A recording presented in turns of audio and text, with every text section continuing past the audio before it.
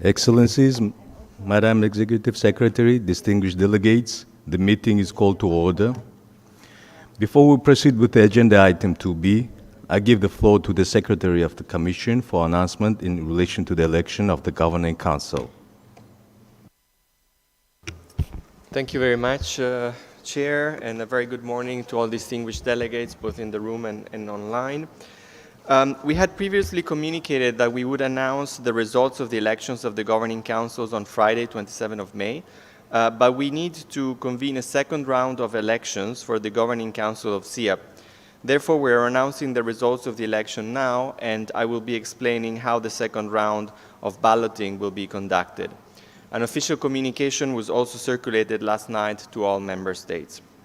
I first turn to the results of the election of the Governing Council of the Asian and Pacific Training Center for Information and Communication Technology for Development. The result of the voting is as follows. The number of ballot papers was 41, number of invalid ballot papers 0, and therefore the number of valid ballots was 41. And 41, therefore, was the number of members present and voting, and the required majority was 21. The number of votes obtained by each candidate was Armenia 19, Bangladesh 32, Cambodia 27, India 37, Indonesia 33, Kazakhstan 25, Micronesia 13, Philippines 30, Russian Federation 22, Tajikistan 18, and Thailand 29. Having obtained the required majority, Bangladesh, Cambodia, India, Indonesia, Kazakhstan, Philippines, Russian Federation, and Thailand have thus been elected as members of the Governing Council for the Asian and Pacific Training Center for Information and Communication Technology and Development for the term 2022-2025. I now turn to the results of the election of the Governing Council of the Asia-Pacific Center for Development of Disaster Information Management, ABDIM. The results of the voting is as follows. The number of ballot papers was 40, with 0 invalid ballots. Therefore, the number of valid ballots was 40. The number of members present and voting was 40, and the required majority was 21. The number of votes obtained by each candidate was Bangladesh 35, Cambodia 37, India 36, Macau, China 29, Micronesia 32, Mongolia 34, Tajikistan 32, and Turkey 34. Having obtained the required majority, Bangladesh, Cambodia, India, Macau, China, Micronesia, Mongolia, Tajikistan, and Turkey have been thus elected as members of the Governing Council of the Asia-Pacific Center for Development of Disaster Information Management for the term 2022-2025. I now turn to the results of the election of the Governing Council of the Center for Sustainable Agricultural Mechanization. The result of the voting is as follows. The number of ballot papers was 41, the number of invalid ballots 1. Therefore, the number of valid ballots was 40. The number of members present and voting was 40, and the required majority was 21. The number of votes obtained by each candidate is as follows. Bangladesh 32, Cambodia 31, India 36, Malaysia 36, Micronesia 14, Pakistan 31, Sri Lanka 31, Thailand 33, and Vietnam 30. Having obtained the required majority, Bangladesh, Cambodia, India, Malaysia, Pakistan, Sri Lanka, Thailand, and Vietnam has thus been elected as members of the Governing Council for the Center for Sustainable Agricultural Mechanization for the term 2022-2025. I now turn to the results of the election of the Governing Council of the Statistical Institute for Asia and the Pacific. The result of the voting is as follows. The number of ballot papers was 42. The number of invalid ballots 0. Therefore, the number of valid ballots was 42. The number of members present and voting was 42, and the required majority was therefore 22. The number of votes obtained by each candidate is as follows. Bangladesh 19, Cambodia 10, China 32, Georgia 18, India 31, Kyrgyzstan 12, Malaysia 28, Micronesia 11, Mongolia 15, Pakistan 18, Philippines 18, Republic of Korea 31, Russian Federation 13, Tajikistan 8, Thailand 24, and Vietnam 24. Having obtained the required majority, China, India, Malaysia, Republic of Korea, Thailand, and Vietnam has thus been elected as members of the Governing Council of the Statistical Institute for Asia and the Pacific for the term 2022-2025. Distinguished delegates, since 2 seats remain to be filled on the Governing Council for the Statistical Institute for Asia and the Pacific, the Commission shall have to proceed to a second round of balloting to fill those seats. Pursuant to Rule 70 of the Rules of Procedure of the Economic and Social Council, the ballot shall be restricted to the unsuccessful candidates having obtained the largest number of votes in the previous ballot, but not exceeding twice the number of places remaining to be filled. Therefore, the candidates for the second ballot to fill the 2 remaining seats are Bangladesh, Georgia, Pakistan, and the Philippines. The second round of balloting will take place tomorrow, Thursday, 26th of May, simultaneously in 3 locations. In Bangkok, in Conference Room 4, Level 1, from 9:30 to 11 hours, UTC plus 7. In Suva, at the ESCAP's Regional Office for the Pacific, from 14:30 to 1600 hours, UTC plus 12. And in Beijing, at the UN compound, from 10:30 to 12 hours noon, UTC plus 8. The Secretariat would be pleased to address any questions delegates may have in relation to the elections. I thank you for your attention. Thank you, Secretary of the Commission. We shall now pursue our deliberations on the agenda item 2B. Theme topic is a common agenda to advance sustainable development in Asia and the Pacific, Subregional Perspectives. The documents pertinent to this agenda item are ESCAP/78/2, Report of the Governing Council of the Special Program for the Economies of Central Asia on its 16th session, and ESCAP/78/3 on Subregional Cooperation to Advance Sustainable Development in Asia and the Pacific, and ESCAP/78/13 entitled Asia Pacific Riskscape at 1.5 degrees Subregional Pathways for Adaptation and Resilience. The Commission's consideration of this agenda item will start with a video, followed by opening remarks by the Executive Secretary, Ms. Armida Salciales-Jabana, and His Excellency, Mr. Colin Vixen Kalapile, President of the Economic and the Social Council, and facilitated by dialogue with the sub-regional organizations from across the region. I will then open the floor for the brief country interventions. As you know, this year, Commission celebrates the 75th anniversary of its establishment. Over the years, several regional institutions have been created under the auspices of the Commission to promote regional or sub-regional cooperation in specific areas. The Secretariat has prepared a video to highlight cooperation with several of the institutions. May I now invite the conference room officer to play the video. The Economic Commission for Asia and the Far East was established in 1947 to help the region rebuild from the ashes of the Second World War. Only a handful of member countries were sovereign nations, and economies were still based on rural life and agriculture. The 1950s to the 1990s saw trade and industrialization lead to astounding growth for many parts of the region. As the region grew and evolved, so did ECAP, where in the 1970s it became the Economic and Social Commission for Asia and the Pacific, to reflect both the scope of its geographic reach and expansion of its core mandate. Throughout its 75-year history, the evolution of ESCAP mirrored the development arc of the region, as it lent a hand in establishing different institutions. One of the first to be set up was the Mekong Committee in 1957, which later evolved into the independent Mekong River Commission. ESCAP, or the previous version of ESCAP, Economic Commission for Asia and the Far East, had a formative influence on the Mekong River Commission. And then in 1957, they came up with the landmark report called the Development of Water Resources in the Lower Mekong Basin. And in that report, it also recommended the creation of an institutional cooperation framework for the Mekong, for the Lower Mekong specifically. specifically, which I think ESCAP at that time managed to convene and brought together the 4 Lower Mekong countries, Cambodia, Laos, Vietnam, and Thailand, into the Mekong Committee. The Asian Development Bank, established in 1966, was also inspired by ECAP. As Asia and the Pacific continued to grow and develop, new challenges emerged, necessitating still more institutions to help address these matters. One of these challenges is the harmful impact of climate change on the region.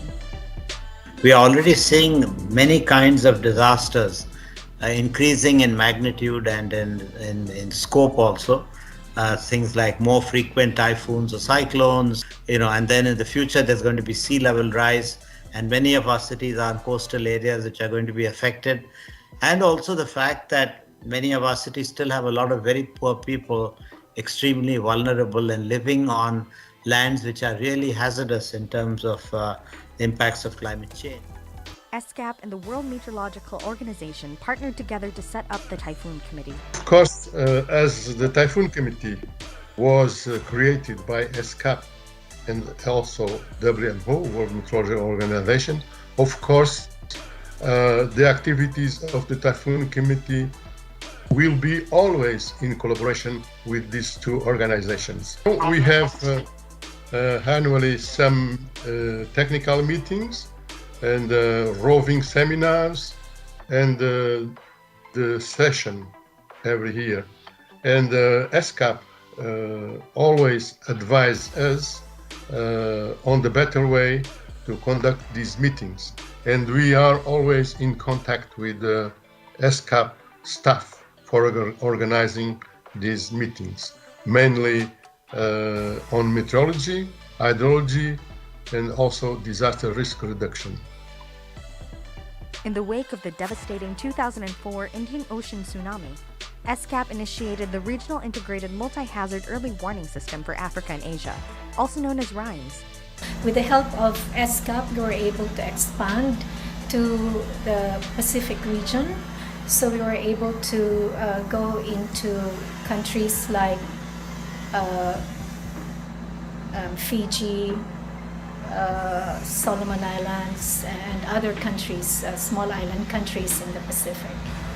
CAP support was instrumental in RIMES creating certain tools, which are decision support systems, which were quite, let's say, ahead of their time. And since then, I think our work has expanded greatly, moved beyond the coastal systems, covering even agriculture, transportation, energy, public health, and so many other sectors, including disaster management. At the local level, collective action and collaboration have been most successful. The Regional Network of Local Authorities for the Management of Human Settlements, founded in 1987, has become a model for local-level collaboration projects. I think ESCAP played a very important role because when you're looking at the mid-80s, no one thought of this kind of a concept. That time, the idea of what is now called South-South exchange, that is for countries and cities who are not very dissimilar from each other, either in terms of economic development or culture and so on, could actually help each other to come up with the best practices. Partnerships are at the heart of ESCAP's work in delivering on the 2030 Agenda for Sustainable Development. The cooperation between ESCAP and its regional collaborators is crucial for Asia and the Pacific to move forward together.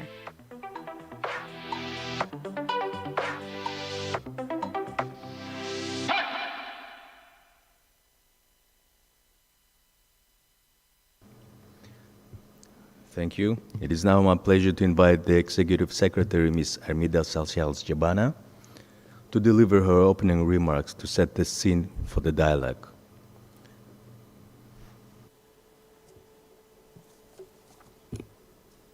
Honorable Chair, His Excellency Ambassador Tumur Amarsana, His Excellency Mr. Colin Fixen Kalapile, President of the Economic and Social Council, Excellencies, distinguished delegates, ladies and gentlemen. It is my pleasure to welcome you all to the session on sub-regional cooperation to advance sustainable development in Asia and the Pacific, with the participation of 9 intergovernmental and multi-sectoral organizations in our region. Today, given the ongoing COVID-19 pandemic-induced socio-economic crisis, climate change and disaster risk, as well as geopolitical tension, we must come together across all subregions in Asia and the Pacific. According to ASEAN Pacific SDG Progress Report 2022, almost all ESCAP member states have seen slow progress towards achieving the SDGs. In particular, over the past 2 years, due to COVID-19 pandemic-related border closures across all the subregions, we are witnessing severe disruptions in the regional supply chain and trade, as well as investment-related inter-regional connectivity and linkages. The triple crisis have further exacerbated healthcare infrastructure and social protection system across all of our 5 subregions in Asia and the Pacific. In this context, this dialogue provides another unique opportunity for us to underscore the significance of regional and sub-regional cooperation and partnership. As my distinguished colleagues recognize, our dialogue will be looking forward to discussing a set of solution-oriented approaches to promote shared development goals and complementary initiatives and harness cross-sub-regional cooperation for the benefit of the people and planet. From the Asia-Pacific regional lens, sub-regional processes and organizations must shape collective action within the sub-regional context. To put multilateralism into a reality, sub-regional cooperation must be at the center of our approach and partnership modality. Excellencies, I'm pleased to inform you that ESCAP has strengthened its cooperation with the regional as well as sub-regional organizations. Please allow me to highlight a few selected initiatives over the past year. In the Pacific, we have strengthened our collaboration with the Pacific Island Forum Secretariat, the Pacific Community, and other Council of Regional Organizations in the Pacific agencies on a few Pacific priorities, including National SDG Tracker. Recently, to explore options for debt relief or debt restructuring, we and PIFS, or the Pacific Island Forum Secretariat, co-hosted the Pacific Regional Debt Conference in April of this year. The work on developing a regional framework on climate mobility with PIFS and other UN partners has been noteworthy, along with the substantive monitoring and progress assessment through the upcoming 2022 quadrennial report on Pacific Roadmap for the Samoa Pathway. In East and Northeast Asia, we have partnered with the Trilateral Cooperation Secretariat to focus on climate action by holding a carbon neutrality forum in November of last year. We also have built an effective partnership with the Greater Tumen Initiative to promote connectivity and sustainable development in Northeast Asia, strengthening cross-sectoral coordination on trade, transport, and energy. In North and Central Asia, we collaborate with the Commonwealth of Independent States, or CIS, the Eurasian Economic Commission, or EEC, the Economic Cooperation Organization, or ECO, and the Shanghai Cooperation Organization, or SCO, to implement the 2030 Agenda for Sustainable Development, as well as the Vienna Program of Action for Landlocked Developing Countries. These continued partnerships have focused on the thematic issues related to trade and transport connectivity, energy efficiency and transition, economic transformation and diversification, as well as statistics and digitalization. More importantly, jointly with the UN Economic Commission for Europe, or ECE, our sister organization, we support the UN Special Program for Economies of Central Asia, or better known as SPECA, focusing on pandemic recovery strategies, transport and trade harmonization, science and technology, as well as innovation. In South and Southwest Asia, we work closely with the South Asian Association for Regional Cooperation, or known as SAARC, as well as the Bay of Bengal Initiative for Multi-Sectoral Technical and Economic Cooperation, or known as BIMSTEC, to strengthen their contribution and role in UN meetings, especially in the South Asia Forum on Sustainable Development, for shaping the sub-regional perspective. Building capacity of women entrepreneurs, disaster risk reduction, climate change, and cross-border connectivity are the areas where SAARC and BIMSTEC engage with us. We are also supporting the Gender Policy Advisory Group of SAARC. In Southeast Asia, cooperation is strong and dynamic with the Association of Southeast Asian Nations, or ASEAN, the ASEAN UN Plan of Action 2021-2025 provides a solid foundation to scale up collaboration and respond to the socio-cultural opportunities and challenges of ASEAN. The Plan of Action identifies an actionable framework for both the UN and ASEAN to develop joint programs and activities in the areas of social protection, connectivity, in trade, transport, energy, as well as the environment climate action, including DRR. The plan serves as a key planning document for UN entities to deliver on joint actions on the ground for people, planet, and prosperity. By forging a strong regional development partnership, our collaborative work continues to show tangible results.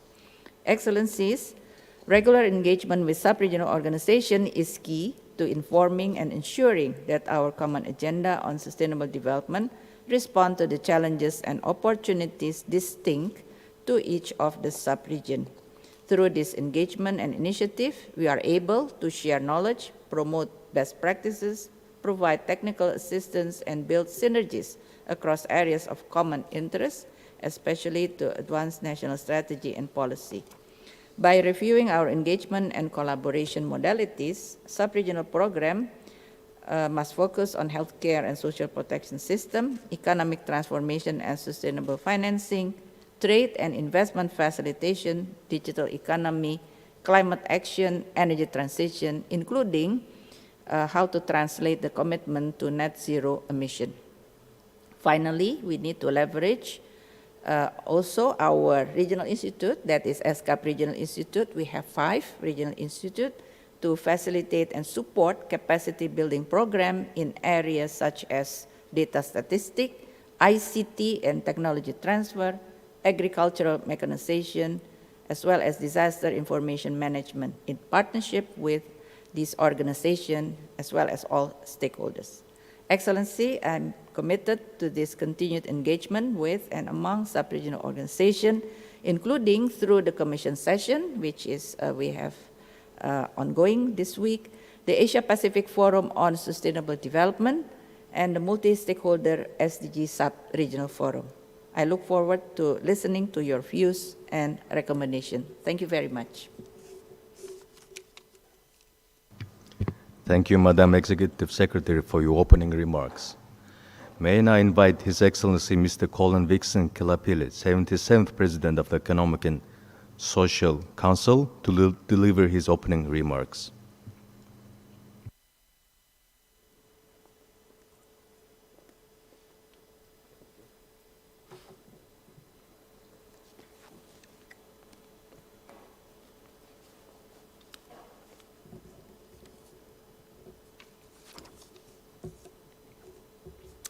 Your Excellency, Honorable Chair, the Ambassador of Mongolia, Madam Executive Secretary, Excellency Dato Chok Hoi, Secretary General, the Association of Southeast Asian Nations, Excellency Mr. Esala Rowan Wirakun, the Secretary General of the South Asian Association for Regional Cooperation, Excellency Mr. Zhang Ming, Secretary General of the Shanghai Cooperation Organization, Your Excellency Mr. Mikhail Myasnikovich, Chairman, Eurasian Economic Commission, Excellency Khusrav Noziri, Secretary General, Economic Cooperation Organization, Ms. O.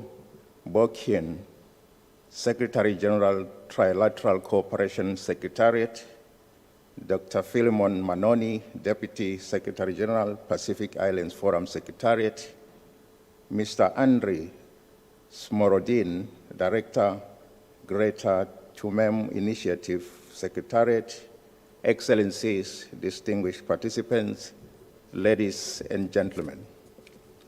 It is a great honor for me to join the Executive Secretary in welcoming you all to this important in-person session on sub-regional cooperation to advance sustainable development in Asia and the Pacific at the 78th session of the Economic and Social Commission for Asia and the Pacific, ESCAP.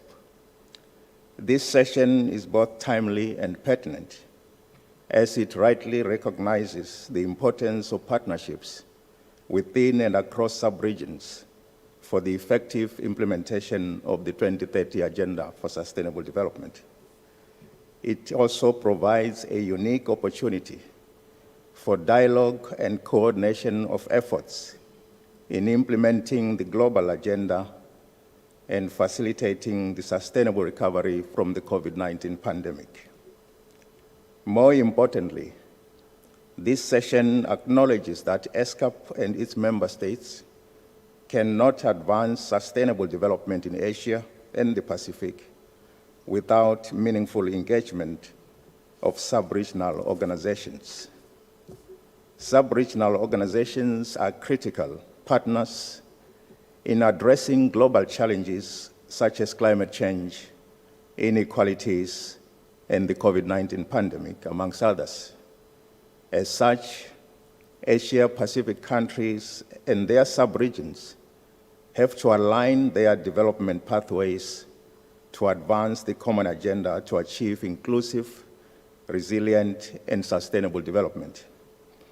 Excellencies, ladies and gentlemen, as President of the UN Economic and Social Council, ECOSOC, I am delighted to note that partnerships between the United Nations and sub-regional organizations have grown substantially over the past decades.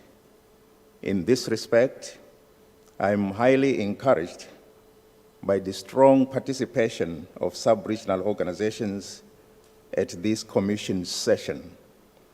It is only through strong partnerships and collaborations that we can successfully confront current and future global challenges.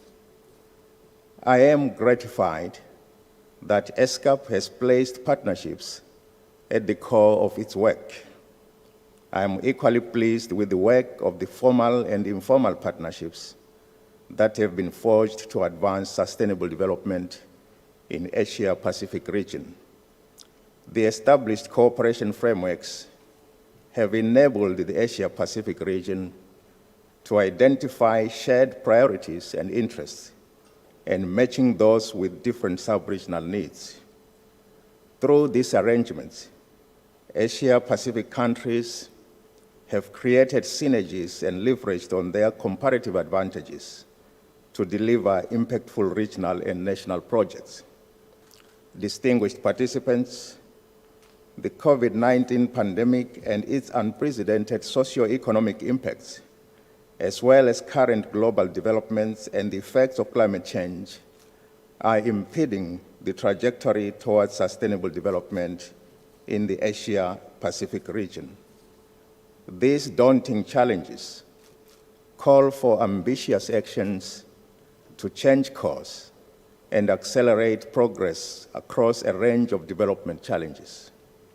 This session offers you a perfect opportunity to identify areas that you need to accelerate progress to achieve the sustainable development goals in the region, while also paying close attention to areas that you are experiencing stagnation and regression in each of the 5 regions of ESCAP. Having done that, it will also be of paramount importance to identify sub-regional priority areas for action. To contribute to this exercise, I would like to make the following recommendations for your consideration. In the Pacific sub-region, which is home to many small island developing states, I recommend that building climate resilience and sustainable connectivity should be at the forefront of national priorities. In East and Northeast Asia, carbon neutrality should be viewed as key to environmental sustainability, and countries in this sub-region should strive towards net zero emissions by 2050. In Southeast Asia, countries should identify their inclusivity efforts guided by the principles to leave no one behind and reaching the furthest behind first. For South and Southwest Asia, cross-border connectivity, regional integration, disaster risk reduction, and sustainable graduation for least developed countries are of critical significance. For the North and Central Asia sub-region, which consists of mainly landlocked developing countries, the LLDCs, I recommend the prioritization of digitalization, structural economic transformation, and cross-border transport and trade for a green and inclusive development. As current chair of the LLDCs for the period 2022 to 2023, I'm also leading Botswana's efforts at the United Nations in New York to contribute in addressing the challenges faced by the LLDCs group. I urge all the 5 regions of ESCAP to heed the clarion call made in the 2022 Asia and the Pacific SDG Progress Report that every Asia-Pacific sub-region has regressed on climate action, making it an urgent and common priority area, including those related to climate disaster risk reduction, as well as social resilience. I am glad that many of the sub-regional organizations present here today have undertaken initiatives that are aligned with the priority areas that I have just outlined. I am therefore eager to listen to your presentations to get first-hand information on the achievements, opportunities, and challenges encountered in implementing these priority areas. To this end, I wish to underline the Secretary General's call for enhanced institutional cooperation between the United Nations and sub-regional organizations. In this regard, we should use regional cooperation to advance the recommendations made by the UN Secretary General in his report on our common agenda and to address current and future challenges confronting humanity. We still have to do more to strengthen regional cooperation, not only with the sub-regional organizations, but also amongst them as countries share transboundary and cross-border issues that require support, representation, and collaboration at the sub-regional, regional, and global levels. The critical role of sub-regional organizations in advancing the 2030 Agenda for Sustainable Development is not in doubt. This session goes a long way in promoting continuous dialogue with sub-regional organizations, which is one of the key proposals of our common agenda. Excellencies, distinguished participants, as I conclude my remarks, I wish to join the UN Secretary General to emphasize the critical importance of a stronger, more networked and inclusive multilateral system in addressing global challenges and advancing the implementation of the 2030 Agenda. The COVID-19 pandemic has also unleashed new opportunities and challenged governments, young people, civil society, development partners, and international organizations to find creative and innovative initiatives. But for us to make a transformative impact in the face of a devastating pandemic and other challenges, we must abandon the business-as-usual approaches. I am pleased to have participated in this session, which is reinforcing the commitment of the Asia-Pacific states to advancing sustainable development and promoting dialogue with sub-regional organizations. The session contributes in no small measure to strengthening multilateralism and highlighting the Asia-Pacific priorities to the international community. As President of ECOSOC, I wish to assure you that the Council will continue to support the work of ESCAP and its sub-regional organizations. I look forward to listening to the sub-regional perspectives, and I thank you for your kind attention. Thank you, Excellency, for your remarks. I will now invite the heads of sub-regional organizations in Asia and the Pacific to share their perspectives on our common agenda to advance sustainable development in Asia and the Pacific and propose key areas for possible cooperation among the sub-regional organizations in collaboration with ESCAP. First, may I invite His Excellency Mr. Esalaruwan Wirakun, Secretary General of the South Asian Association for Regional Cooperation, to deliver his statement. Your Excellency, the floor is yours.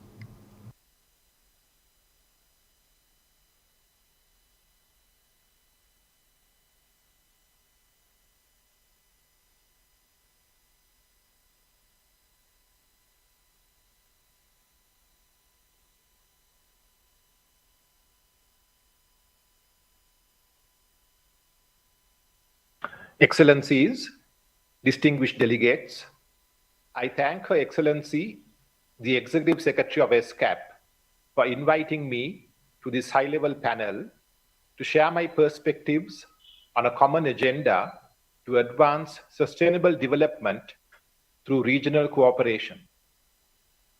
SAARC embodies the collective aspirations of 1.8 billion people in South Asia for greater prosperity, and it has been our goal the past 35 years to build a secure foundation through stronger regional cooperation. Excellencies, in view of the renewed development setback thrust upon us by the COVID-19 pandemic, South Asia urgently needs an accelerated SDG implementation pathway. A recent assessment revealed that the South and Southwest Asia sub-region is not on track to reach any of the 17 SDGs by 2030. Though there is progress on some goals, the pace is slow. The fastest progress has been made towards life on land, no poverty, and good health and well-being. Meanwhile, the sub-region is regressing on sustainable cities and communities, responsible consumption and production, and climate action. The already slow progress, coupled with the shocks from COVID-19, require urgent strategic and concentrated efforts to expedite progress with achieving the 2030 agenda. Over the past 2 decades, SAARC member states have done well in general on economic and social fronts, having notably reduced absolute poverty. However, the COVID-19 pandemic has stalled progress by accentuating pre-existing and new socio-economic challenges. The member countries of SAARC, comprising mostly low or lower middle income countries, have been severely affected by the pandemic, threatening lives, employment, and livelihoods of millions of people for an extended period of time. The SAARC leaders realized early the importance of regional cooperation and solidarity to mitigate the threat posed by the pandemic. The Honorable Prime Minister of India convened a virtual conference of the SAARC leaders to map out a regional strategy to address and mitigate the threats posed by the pandemic. The conference saw the establishment of the SAARC COVID-19 Emergency Fund. Other initiatives include an allocation by the SAARC Development Fund for COVID-19 related projects, setting up of an electronic platform called SAARC COVID-19 Information Exchange Platform to exchange COVID-19 related health information and training, and a dedicated COVID-19 website by the SAARC Disaster Management Center. Also being taken for cross-border distribution of COVID-19 vaccines at affordable rates. However, there are challenges that the region continues to face as a result of a mutating virus. Countries are still grappling with the socio-economic after effects of the pandemic. Excellencies, on having a common agenda to advance the SDGs, we need to cluster various goals into broad themes with cross-cutting implications. This includes economic diversification, augmented investment, learning, health and nutrition, fortified social protection measures, and clean energy. We have deepened our collaboration with ESCAP's South and Southwest Asia office in New Delhi to work on some of these issues. For a common agenda, it is also important that we share our knowledge, build capacity, and share best practices with each other rather than trying to reinvent the wheel. I'm happy to state that the South Asia Network on SDGs, created by ESCAP, is another useful initiative to assist countries to achieve SDGs. I am certain that the distinguished panelists will agree with me that these are issues that are equally important for their subregions too. I believe ESCAP can play a role in forging links across subregions as well. Its knowledge products, policy advisory support, and technical assistance will help many of our members to move on to a faster path of recovery and resilience. Excellencies, ladies and gentlemen, in these challenging times, no country can go it alone, and there is no substitute for regional cooperation. I am hopeful that if we all collaborate amongst us as regional and sub-regional organizations, the entire region will prosper. I am sure Madam Executive Secretary would take a lead in establishing a regional architecture for deeper and wider regional collaboration. I wish this session great success. I thank you. Thank you, Excellency, for your statement. Next, may I now invite the conference room officer to play the video of His Excellency Mr. Jiang Min, Secretary General of the Shanghai Cooperation Organization.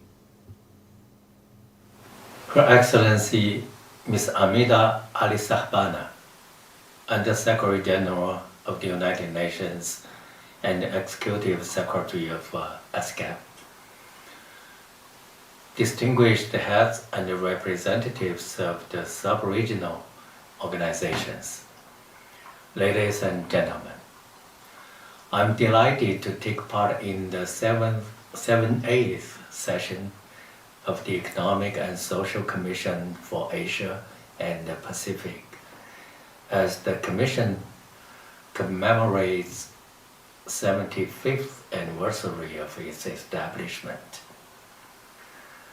Today's discussion will provide an opportunity to outline our developmental priorities with the ESCAP and also on the ways of synchronizing our efforts with the regional and the sub-regional groupings. Today, the Shanghai Cooperation Organization is considered as a trans-regional organization. SCO has achieved significant results in its activities and is perceived in the international arena as a reliable and predictable partner. Our region is blessed with a large landmass, abundant manpower and natural resources, connectivity and logistics hubs, and has enormous potential to become one of the leading drivers of the global economy. With this backdrop, SCO is working to create enabling conditions to implement the 2030 Agenda for Sustainable Development by incorporating it in our plans and activities. SCO has an official relationship with organizations like Eurasian Economic Commission, ASEAN, ECO, SICA, and several UN bodies working in the region. ESCAP has been an active partner of SCO since 2015. The Memorandum of Cooperation between our organizations is being updated to incorporate the new areas and priorities of our joint work. SCO has benefited from the rich and the long experience of ESCAP through joint interactions and its in-depth reports and publications. We intend to continue to work closely with ESCAP and all interested partners on common issues for our joint benefit. The following areas of cooperation seem to be priorities, both in collaboration with ESCAP and between regional organizations, of course, under the auspices of ESCAP, like digital economy, trade and investment, transport and improvement of transit potential, energy and ecology management, industry, sustainable agriculture development, tourism, eradication of poverty, unemployment, and illiteracy. Dear ladies and gentlemen, we attach great importance to today's discussion. We consider it useful to host such events under the auspices of ESCAP on a regular basis, including consultations between individual regional organizations jointly with ESCAP. We also consider it necessary to hold joint thematic meetings under the auspices of ESCAP for experts from member states of individual regional organizations in accordance with the provisions of their cooperation documents. Moreover, we could also consider establishing direct contacts between non-governmental structures of SCO, such as the Business Council, the Interbank Association, the Consortium of Economic and Analytical Centers, the Youth Council, and the SCO University, with the similar structures of other major regional associations. This can lead to a wider engagement between the organizations across a variety of stakeholders. In the closing, I want to highlight one point with honor, that Shanghai is the common place of birth for both ESCAP and SCO. So I'd like to extend my congratulations to the leadership and team of ESCAP for the 75th anniversary of its establishment. I'm confident that our today's event will lead to generation of important ideas that will be useful for all of us in our respective work ahead. Thank you for your attention. Next, I would like to invite the conference room officer to play the video of His Excellency, Mr. Mikhail Mishnikovich, Chairman of the Board of the Eurasian Economic Commission. Уважаемая госпожа Алис Джабана, уважаемые главы делегаций, участники заседания. Благодарю вас за предоставленную возможность выступить на сессии СКАТа ООН и принять участие в диалоге о будущем многостороннего сотрудничества в интересах развития. Позвольте также поздравить СКАТа ООН с 75-летием с годовщиной создания и отметить ведущую роль региональной комиссии в содействии экономическому и социальному развитию Азиатско-Тихоокеанского региона. Сегодня мир стоит перед зеркалом истории. Евразийский экономический союз, следуя приверженности положению Устава Организации Объединенных Наций, выступает за открытое, равноправное и взаимовыгодное взаимодействие отдельных стран, интеграционных объединений и международных организаций. В основе такого сотрудничества лежит в полной мере зарекомендовавшие себя принципы экономической целесообразности и нормы международного права. Полагаю, что от них нельзя отступать. В результате скоординированных действий государств-членов наш Союз к 2022 году вышел на восстановительный рост. По итогам предыдущего 2021 года валовый внутренний продукт ЕАЭС увеличился на 4,6%, уже превысив таким образом уровень 2019 доковидного года. Кроме того, достигнуто рекордное значение во взаимной торговле стран Союза, что говорит о его значительном потенциале. Это живущий по единым правилам рынок емкостью более 184 миллионов человек и составляющий 14% от мировой суши. Уважаемые коллеги, безусловно, новые, искусственно созданные геополитические вызовы, включая санкционное давление на ряд стран Евразийского экономического союза, могут повлечь за собой негативные последствия во всем мире. Основные риски связаны с ослаблением глобальной продовольственной безопасности, приостановкой зеленой повестки, разрывом международных логистических и производственных цепочек. В этой связи стратегические направления развития евразийской экономической интеграции до 2025 года, а также ключевые решения и документы, принимаемые органами Союза в их исполнении, ориентированы на достижение устойчивого экономического развития Евразийского региона, активизацию диалога с интеграционными объединениями и международными организациями. Мы понимаем свою ответственность за судьбы миллионов людей. Полагаю, что дальнейшему конструированию обновленной архитектуры международных экономических отношений будет способствовать комплексная проработка практической реализации идеи большого евразийского партнерства. Приглашаем участников сегодняшнего заседания вносить свои конструктивные предложения по данному вопросу.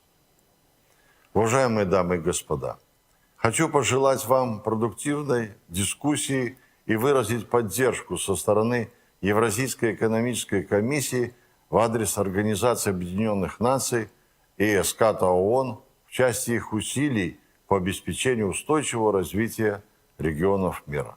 Спасибо за внимание. May I now invite the conference room officer to play the video of His Excellency Mr. Tenzin Lekfil, Secretary General of the Bay of Bengal Initiative for Multisectoral Technical and Economic Cooperation. Excellencies, ladies and gentlemen, I'm honored to be able to participate in the 78th session of the Economic and Social Commission for Asia and the Pacific on the theme, A Common Agenda to Advance Sustainable Development in Asia and Pacific. As ESCAP honors 75 years of its establishment, I would like to offer my felicitations and warm congratulations to Arminda Salsia, the Executive Secretary of UN ESCAP, and her colleagues for your achievements and the work that you do. As we draw closer to the 2030 agenda, it is encouraging to note the progress made by individual countries with the support of various organizations in the implementation of programs towards achievement of the Sustainable Development Goal.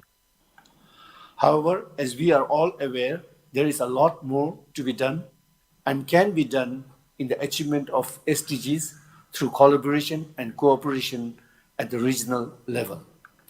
In this context, I'm happy to share with you some of the significant steps taken under the umbrella of BIMSTEC and the priorities for us as we advance ahead. BIMSTEC now works in 7 sectors of cooperation after the rationalization and reconstitution exercise that was approved by the recently concluded 5th Summit in Colombo on 30th March 2022. The areas are trade, investment and development, environment and climate change, security, agriculture and food security, people-to-people contacts, science, technology and innovation, and connectivity. And all of these aim to contribute towards the realization of the Sustainable Development Goals. BIMSTEC also aspires for seamless connectivity in the region, and therefore the adoption of the Master Plan on Transport Connectivity by the 5th Summit is a milestone in this regard. We now hope that the Member States will work on implementing the components of the Master Plan, which will ensure the achievement of our aspiration for a truly connected Bay of Bengal region. The COVID-19 pandemic has highlighted the need to develop uninterrupted supply chain for food, medicine, and other essential commodities. With the disruption in global supply chain, the need and opportunity to create intra-regional trade has emerged. And therefore, the trade facilitation measures like customs procedure, introduction of electronic tracking system, and acceptance of electronic copies need to be worked on. The ongoing pandemic has also underscored the need for renewed attention to public health. Member States could collaborate in research, capacity building, and use of technology in health in order to collectively combat future pandemics that may occur. Collaboration and cooperation in climate change and disaster management is another key area for BIMSTEC, since all BIMSTEC member states are vulnerable to natural disasters, whether it is in the Himalayas or in the coastal region. Therefore, it is important to develop regional adaptation and mitigation programs to address our region's vulnerability to natural disasters. As BIMSTEC enters its 25th year since its establishment, we hope to take the opportunities provided by the potentials that exist in our region to move collectively towards achieving our goals and objectives with which the organization was founded. Thank you. May I now invite His Excellency Husrav Naziri, Secretary General of the Economic Cooperation Organization, to deliver his statement. Your Excellency, the floor is yours.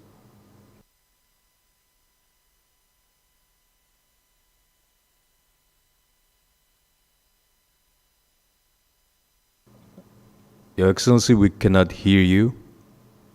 Please unmute the microphone.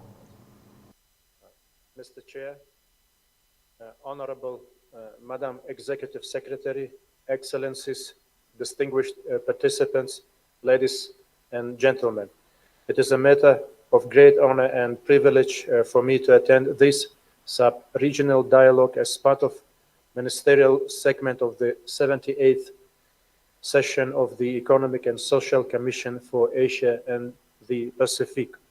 At the outset, I would also like to take this opportunity to extend my sincere felicitation to Honorable Executive Secretary of ESCAP, Her Excellency Ms. Armida, on the occasion of the 75th anniversary of establishment of the ESCAP. The theme of the 78th session, a common agenda to advance sustainable development in Asia and the Pacific, corresponds to post-COVID-19 recovery and advancing global development agenda with sustainability at its core in achieving a secure and sustainable future for the Asia-Pacific region and beyond. Distinguished participants, regional organizations have a strong role to play in the post-COVID-19 socio-economic recovery of their member states and accomplishing the United Nations Sustainable Development Goals. Particularly in the aftermath of the COVID-19, the complementary role of the regional and sub-regional organizations is indispensable. The Ashgabat Consensus for Action as an outcome document adopted by the heads of state and government of the ECO on the occasion of the 15th ECO Summit held in November 2021 reaffirmed our collective commitment to a prosperous ECO region, and in this regard, it recognized the role of collaborations with other international and regional organizations to achieve common regional goals. Madam Executive Secretary, the ECO attaches immense significance to its cooperative relations with ESCAP for promoting joint programs and projects in order to realize the common goals in the region. In the background of mutual cooperation, I would like to acknowledge the valuable contribution of the ESCAP in finalizing the new Memorandum of Understanding signed by the two organizations on November 27th, 2021 for fostering the ongoing strategic partnership and long-term collaboration in various areas of mutual interest. Mr. Chair, in conclusion, while thanking the ESCAP in extending recent cooperation to one of our projects in transport sector based on this new MOU, I would like to encourage the ESCAP for a more comprehensive and long-term partnership in the joint projects of infrastructural and socio-economic development in the ECO region in achieving common objectives of Asia and the Pacific. I thank you. Thank you, Excellency, for your statement. May I now invite Ms. Obu Chen, Secretary General, Trilateral Cooperation Secretariat. Ms. Obu Chen, the floor is yours. Thank you very much, Mr. Chair. Madam Alice Jabana, Executive Secretary of ESCAP, and Your Excellency Mr. Colin Vexin Calapel, President of Economic and Social Council. My sincere congratulations to ESCAP for its 75th anniversary, and it is my great privilege to attend the 78th ESCAP Commission session and to have this opportunity to join the fellow sub-regional organizations in Asia Pacific for the discussion on advancing the sustainable development in the region. ESCAP is the most inclusive intergovernmental organization in Asia Pacific and has consolidated our voice on the most important development issues in the past 75 years. The sub-regional dialogue launched at the 75th Commission session has been an important platform for sub-regional organizations to exchange views and practices and to advocate cooperation in sustainable development. Cooperation of China, Japan, and Korea was incepted in 1999. Over the past 2 decades, the Trilateral Cooperation has turned into a generally institutionalized framework, with the Trilateral Summit meeting as the pivot, the 21 ministerial meetings as the pillars, over 70 working-level consultations and dialogues as the foundation, and more than 100 projects as its outcomes. The three countries have been working closely together on regional sustainable development, covering areas of environmental protection, disaster management, health, agriculture, forestry, and water resources. In the Trilateral Cooperation Vision for the next decade, which was launched at the 8th Trilateral Summit in 2019, the three governments reaffirmed their commitment to achieve the 2030 Agenda for Sustainable Development. Since its establishment in 2011, Trilateral Cooperation Secretariat has participated in tripartite ministers' meetings in the above-mentioned areas and conducted follow-up projects. TCS has been working with governmental and non-governmental stakeholders in the three countries to provide exchanges and cooperation among youth, academia, think tanks, and media. We strive to promote lasting peace, common prosperity, and shared culture among the CJK countries. TCS attaches great importance to sustainable development. ESCAP has been TCS's valuable partner in implementing the most pressing sustainable development agenda. Not long after COVID-19 broke out, TCS and ESCAP co-hosted a webinar on managing COVID-19 pandemic, disseminated experiences and best practices of China, Japan, and Korea. It was a timely and valuable learning opportunity, not only for the three countries, but also for other states across the world. And it resulted in participation from over 70 countries. TCS hopes to continue working with ESCAP on health-related topics. Recognizing climate change has become a critical issue that the world needs to co-address. China, Japan, and Korea have firmly committed to achieving carbon neutrality by 2016 and 2015 respectively. To advocate carbon neutrality endeavors of the three countries, TCS, ESCAP, and United Nations Executive Office of Secretary General jointly co-hosted the first forum on carbon neutrality in November 2021, and we look forward to having the second one later this year. Distinguished delegates, the world is undergoing profound changes and calls for closer collaboration of the global community. And I believe that regional and sub-regional organizations have a special role in this context with our representations of multilateralization and cooperation. I appreciate ESCAP being a leading entity in the region in pursuing collective solutions to sustainable development challenges. TCS will continue to cooperate with ESCAP and other regional organizations present today to advance sustainable development in the region. Thank you very much. Thank you very much for your statement.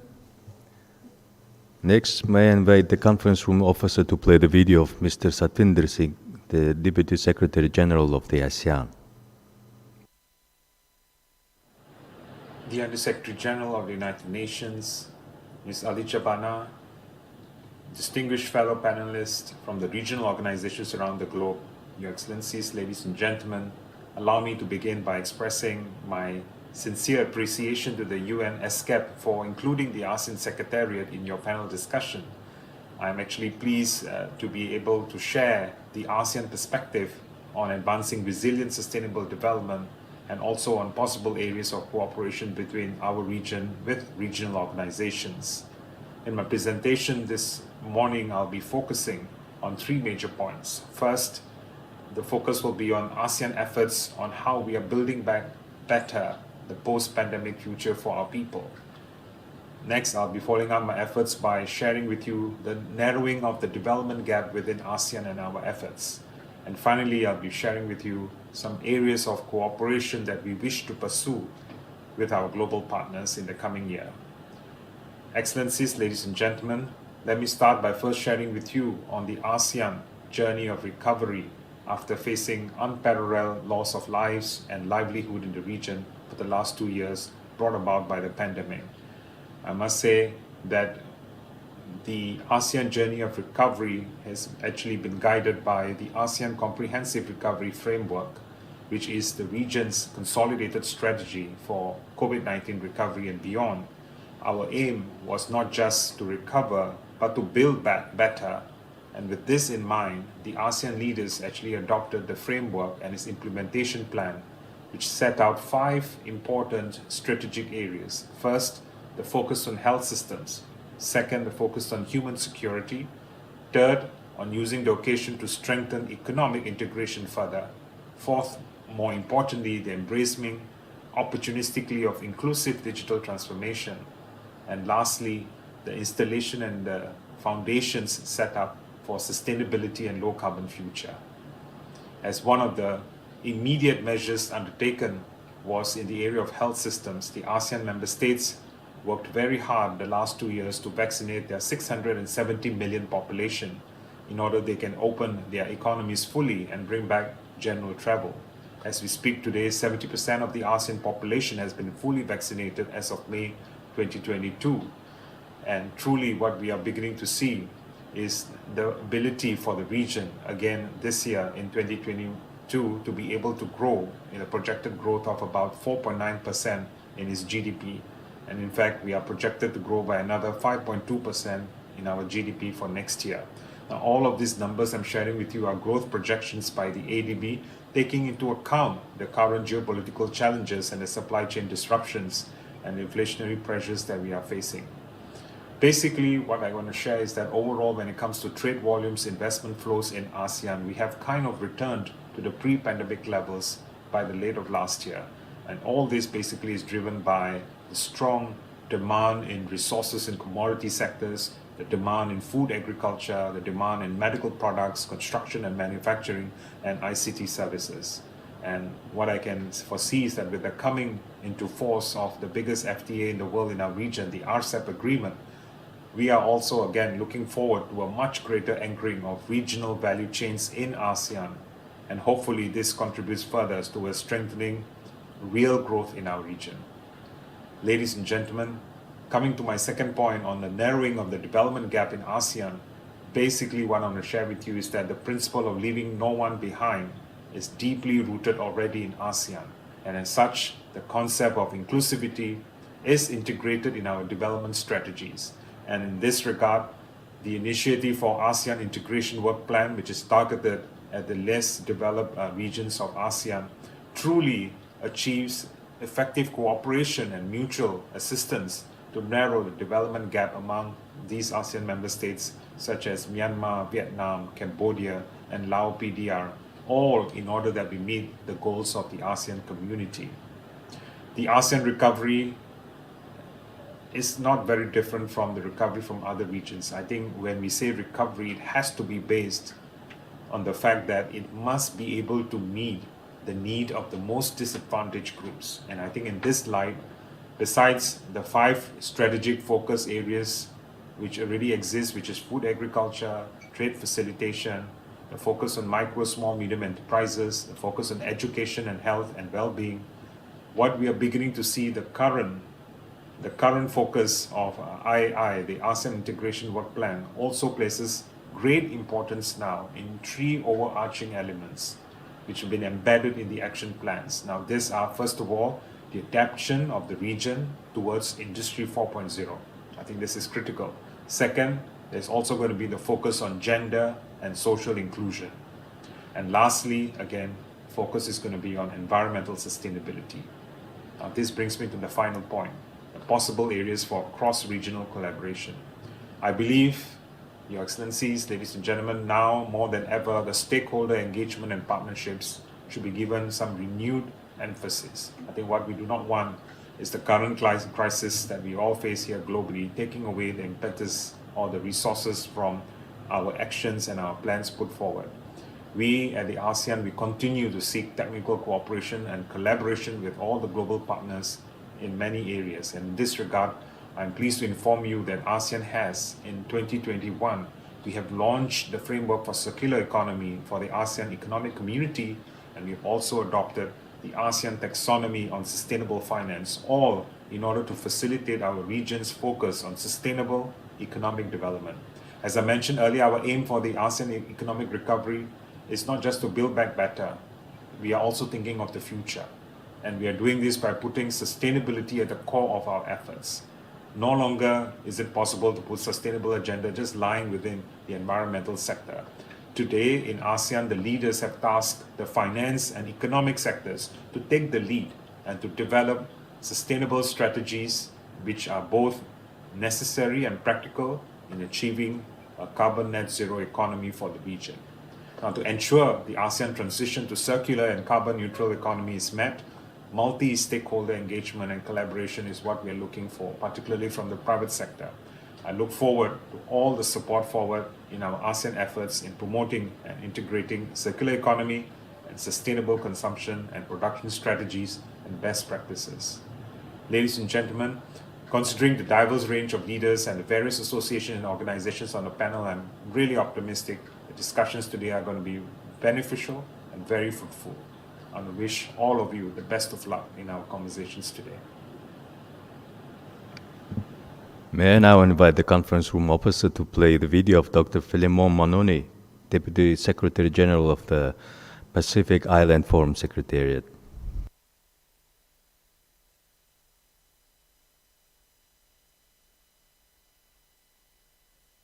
Your Excellencies and distinguished delegations, greetings from the Blue Pacific.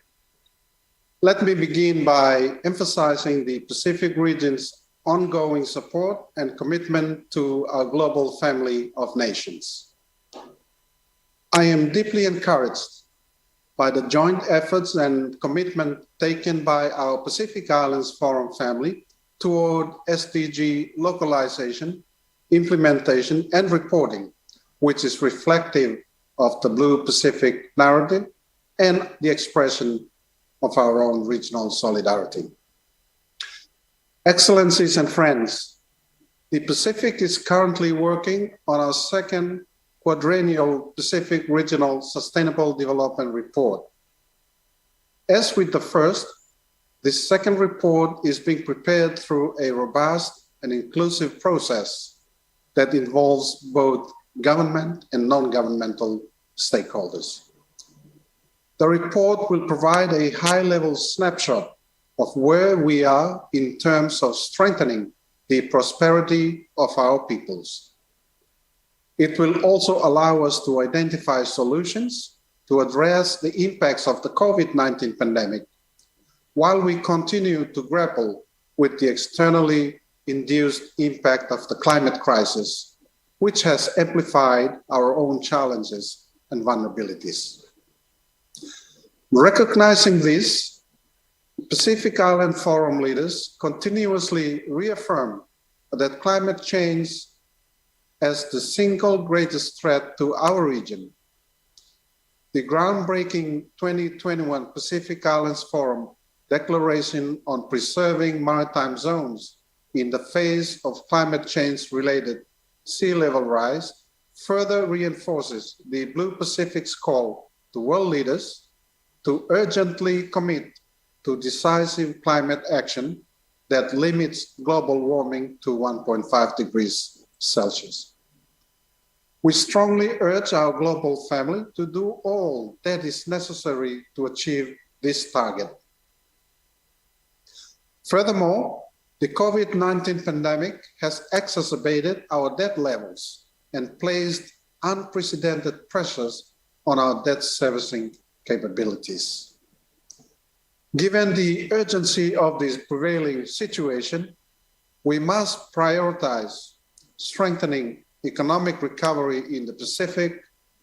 We must develop urgent, innovative, and transformational solutions that are fit for purpose, that address our unique vulnerabilities.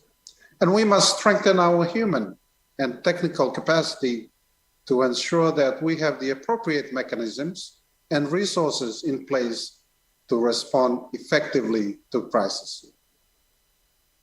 Excellencies, while we have made some progress, it is clearly not enough given our existing and emerging vulnerabilities as small island developing states. We must invest significantly in our own systems and our own human resources if we are to improve our absorptive capacity and to strengthen our own national systems. These are essential to securing adequate financing to implement Pacific priorities. But we cannot do this alone. We must strengthen collaboration and prioritize genuine partnerships that support our priorities. This includes opportunities for funding or technical assistance through South-to-South cooperation initiatives, such as replicating the SEED's relevant solutions through peer-to-peer learning. The opportunities in digital economy are limitless. We must accelerate efforts in transformational and innovative interventions that capitalize on new and available technology in the areas of trade and ICT. We have begun the work to bridge this gap within existing frameworks, such as the Pacific Aid for Trade Strategy 2020-2025. And we urge our partners to work with us to realize our potential in this area. On this note, I must reaffirm again the importance of more streamlined, coherent global policy implementation and reporting processes tailored to our unique capacities. We call on the UN system and development partners to recognize and work with in complementarity with our existing Pacific mechanisms. In closing, the decision of Pacific Islands Forum leaders to develop a long-term 2050 strategy for the Blue Pacific continent reaffirms our commitment to harnessing the power of our collective will and resilience. It will leverage our shared political strength, human and natural resources in new and innovative ways to address our present and future challenges that we want to lead to transformative change for present and future generations. The 2050 strategy will not replace national or regional commitment to the 2030 agenda. To the contrary, this will complement national efforts by collectively addressing a range of development issues where working together is seen to be socially, economically, and environmentally advantageous for all. It is our vision for our region, a strategy owned by countries in order to protect and secure our Pacific people, our place, and our prospects. I thank you. Finally, may I ask the conference room officer to play the video of Mr. Andrei Smorodin, Director of the Greater Tumen Initiative. Your Excellencies, distinguished panelists and participants, ladies and gentlemen, it's a great honor for me to participate in this sub-regional dialogue of the 78th session of the ESCAP and share GTI's experience and perspectives on regional cooperation for advancing sustainable development in the Northeast Asia region. The COVID-19 pandemic continues to impose barriers and limitations which demand us to adjust to these realities. Against the challenges, we managed to hold our regular events and provide our member countries with opportunities for exchanges, coordination, and sharing best practices in different fields. Members of the GTI Consultative Commission, during their meeting in November 2021, recognized that member states continued responding effectively to new COVID-19 outbreaks with appropriate measures. The Commission also noted that resilient and sustainable post-pandemic recovery is a key priority. Among other initiatives, the CC members welcomed the promotion of the 2030 Agenda and the harmonization of green finance instruments verification system. Last year, the Northeast Asia Policy Dialogue on Sustainable Finance was organized. The dialogue contributed to sharing of knowledge and experience in developing sustainable finance frameworks and instruments in the region. Also in 2021, the newly established Northeast Asia Business Association has convened its first regular meeting. This association is expected to become a platform to develop private sector potential and cooperation and to facilitate B2B and B2G policy dialogues and exchanges. We believe this body would also provide opportunities for practical partnership and contribute to enhancement of the business environment in the Northeast Asia. Strengthening partnership with other international organizations is one of the GTI's strategic objectives. We recognize the importance of intensified interaction and exchanges among cooperation platforms in the region. In this regard, we strongly welcome joint activities and initiatives with partner organizations in the region, including ESCAP and its ENEA office. Earlier this year, the GTI Secretariat and ESCAP ENEA office discussed and agreed on cooperation directions and joint activities for the year 2022. Besides traditional joint seminars in transport and trade sectors, we also planned several new activities in energy and cross-sectoral fields. We anticipate further progress in building partnerships and finding new paths of cooperation, resulting in more extensive and specific joint achievements, and look forward for further cooperation and coordination with ESCAP and other regional organizations in this region. Finally, I would like to express confidence that this sub-regional dialogue will bring about a substantial contribution to advancing sustainable development in the region, and wish the 78th session of the ESCAP to be held successfully throughout the coming days. Thank you. I now open the floor for brief country interventions. And I would like to request all speakers to limit their interventions to 2 minutes.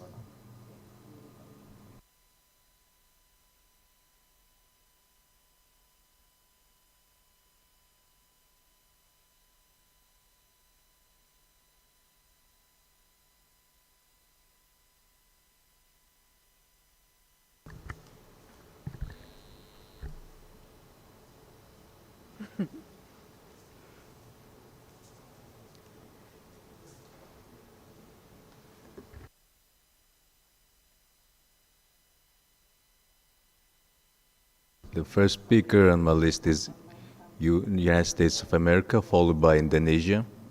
United States of America, you have the floor. Thank you. On behalf of the United States, thank you for the opportunity to speak at this important session.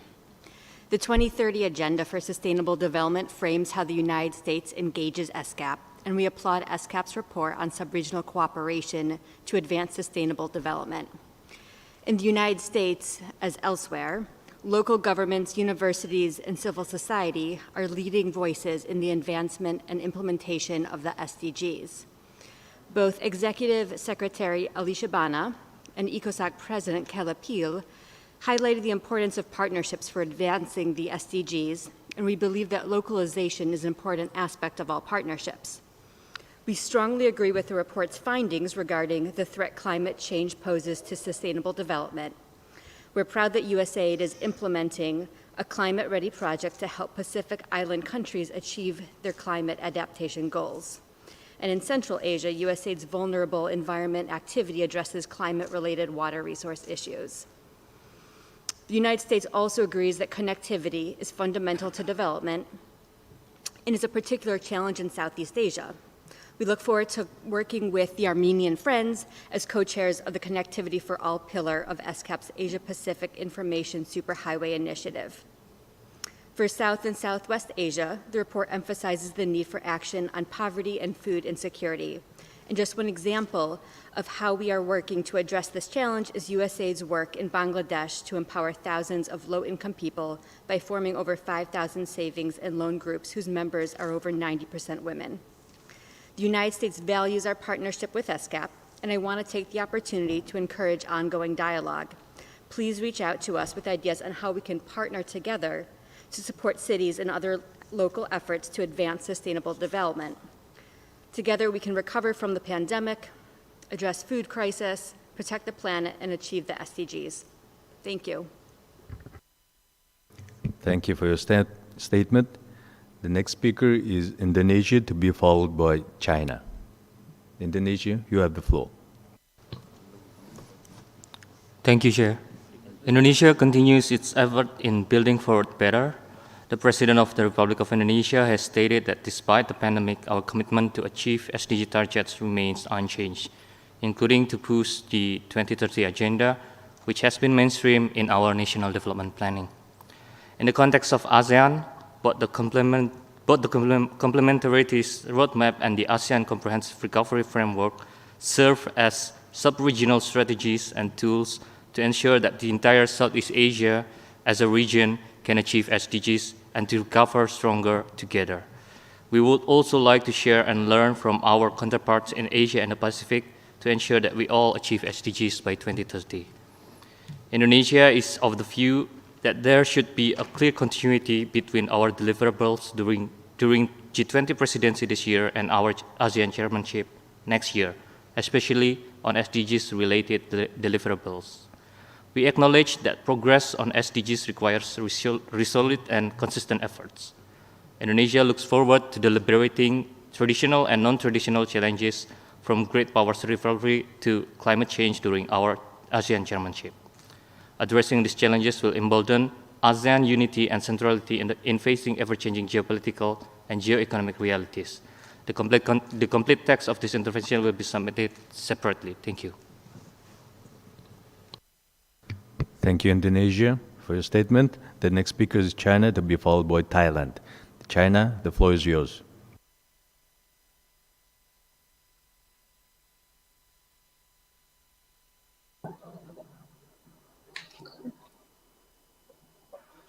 Thank you, 亚太幅员辽阔，成员众多，文化多样，是文明多样性的典型体现。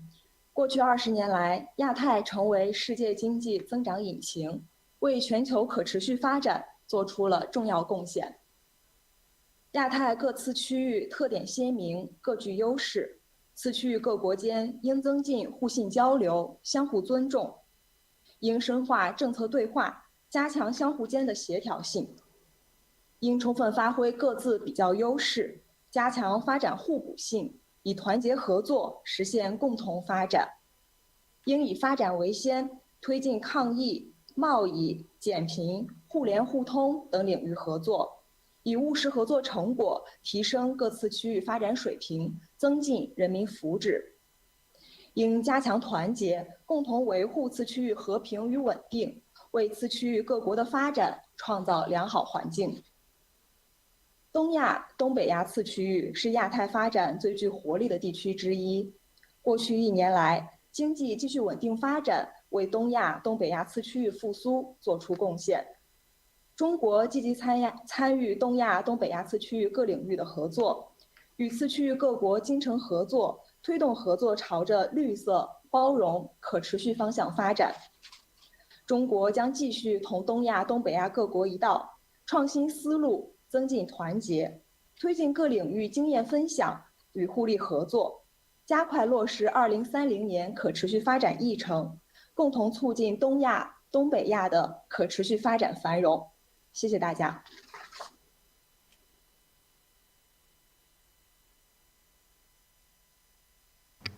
Thank you for your statement. The next speaker is Thailand, to be followed by IAEA. Thailand, you have the floor.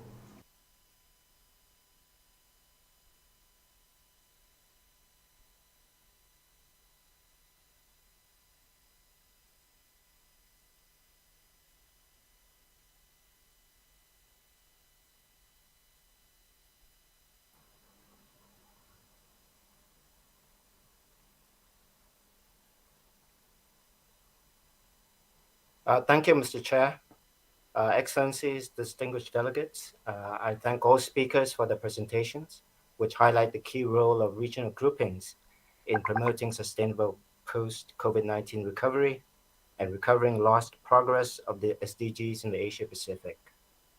For ASEAN, this is a top priority and has continued with its unwavering efforts, as elaborated earlier by Mr. Satvinder Singh, the Deputy Secretary General for ASEAN Economic Community.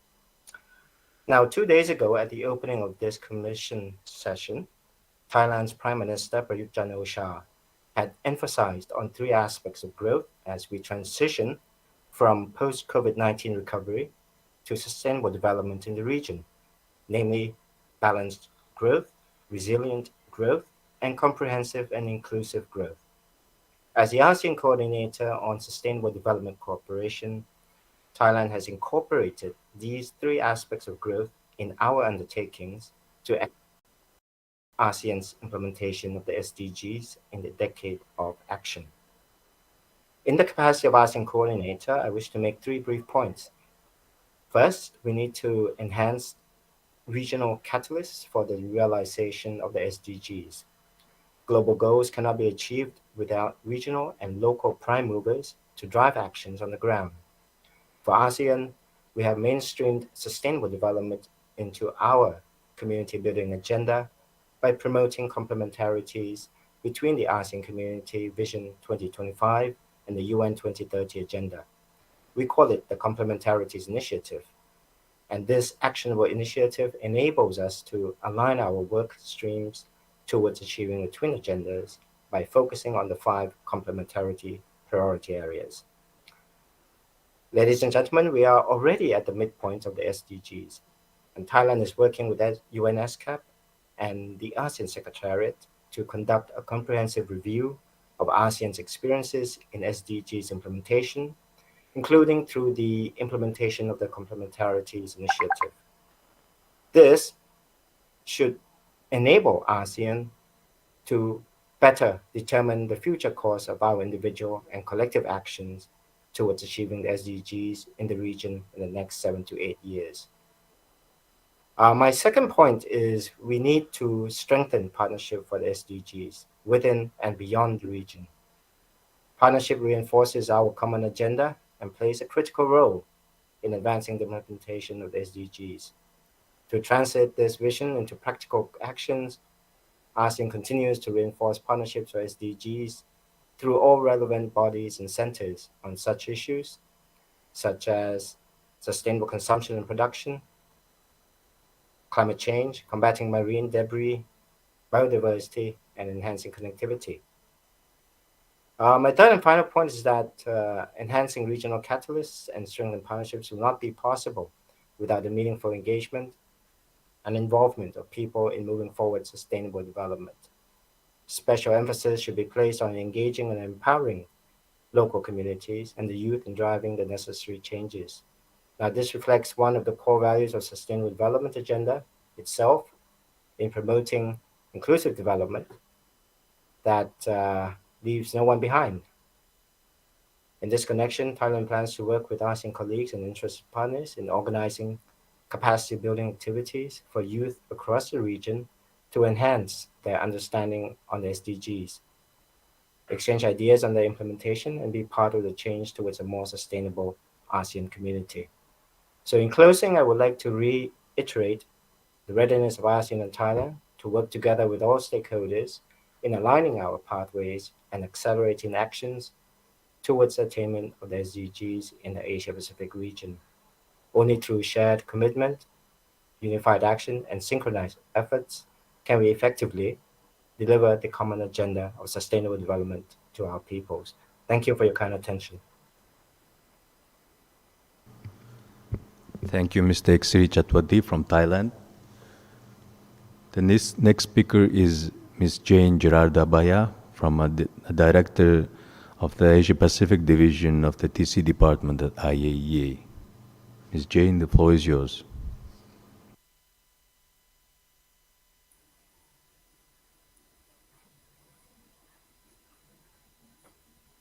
Excellencies, ladies and gentlemen, the International Atomic Energy Agency is pleased to congratulate ESCAP on its 75th anniversary and to join ESCAP for the concerted efforts to address the pressing development challenges.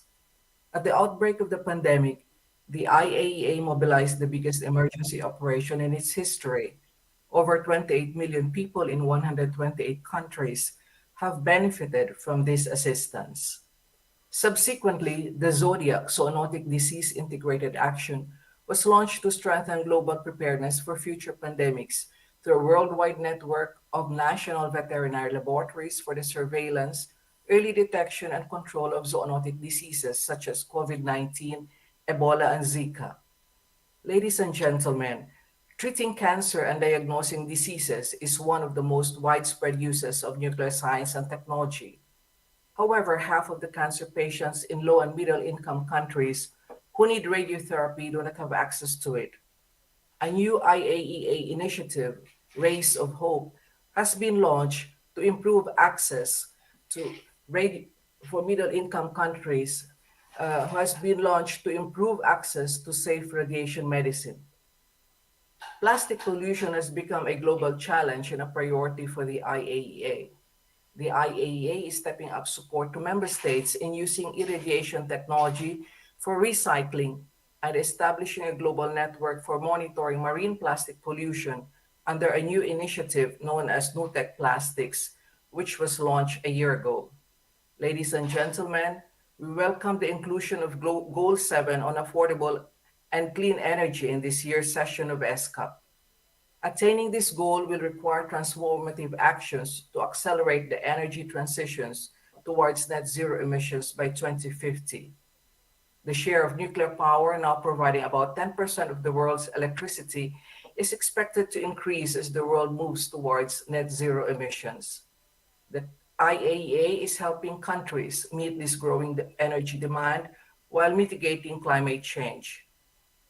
South-South and triangular cooperation and regional collaboration has been advanced by the IAEA for decades and welcome ESCAP's continuing effort to strengthen sub-regional cooperation. The IAEA sub-regional approach to the Pacific Islands, SAPI, supports the enhancement of agricultural productivity, improving the diagnosis and treatment of non-communicable diseases such as cancer, monitoring the marine and coastal environment, and managing water resources effectively. Ladies and gentlemen, Excellencies, in conclusion, the IAEA looks forward to strengthening its cooperation with ESCAP in delivering the program and initiatives to support countries in the region as they work towards the achievement of the Sustainable Development Goals. Thank you, Mr. Chair. My full text of the statement will be delivered to ESCAP. Thank you. Thank you very much for your statement. And last speaker on my list is Bangladesh. Bangladesh, you have the floor. Microphone to speak. No, turn on your microphone to speak.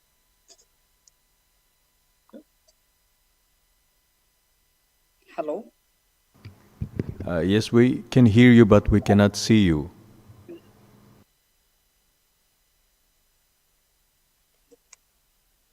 Okay, thank you.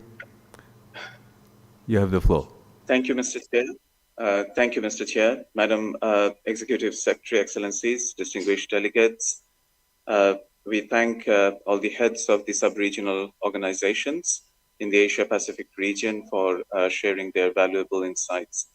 From Bangladesh perspective, we would perhaps like to highlight 4 points in brief.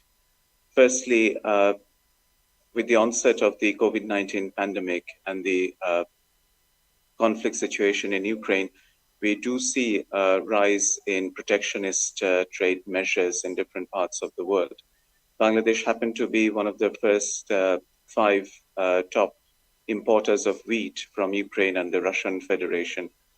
There have been since long these ideas about building food stocks or food banks, including under the aegis of SAARC.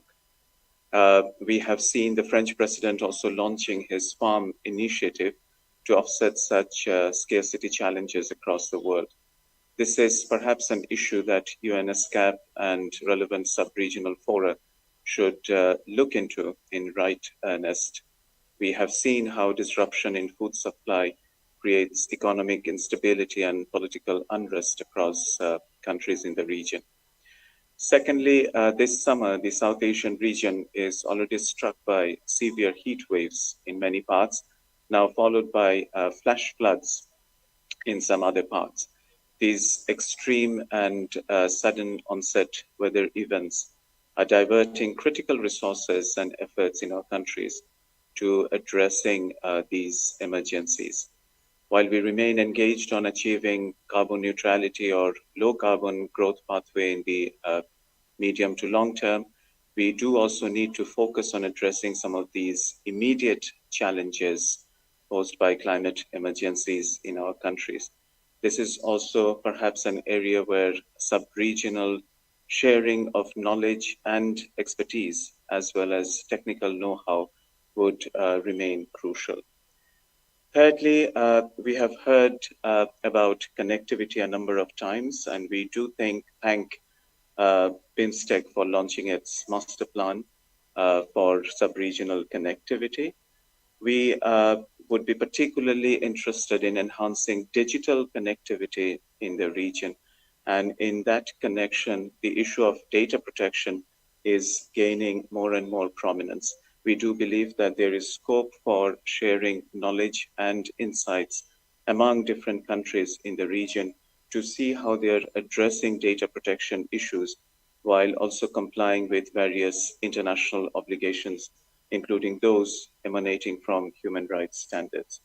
And lastly, on sustainable graduation of the LDCs in the region, Bangladesh happens to be the largest LDC, which is poised to graduate definitively by 2026 and can be actually a good test case for the international community to see how to make such economic transition smooth and sustainable.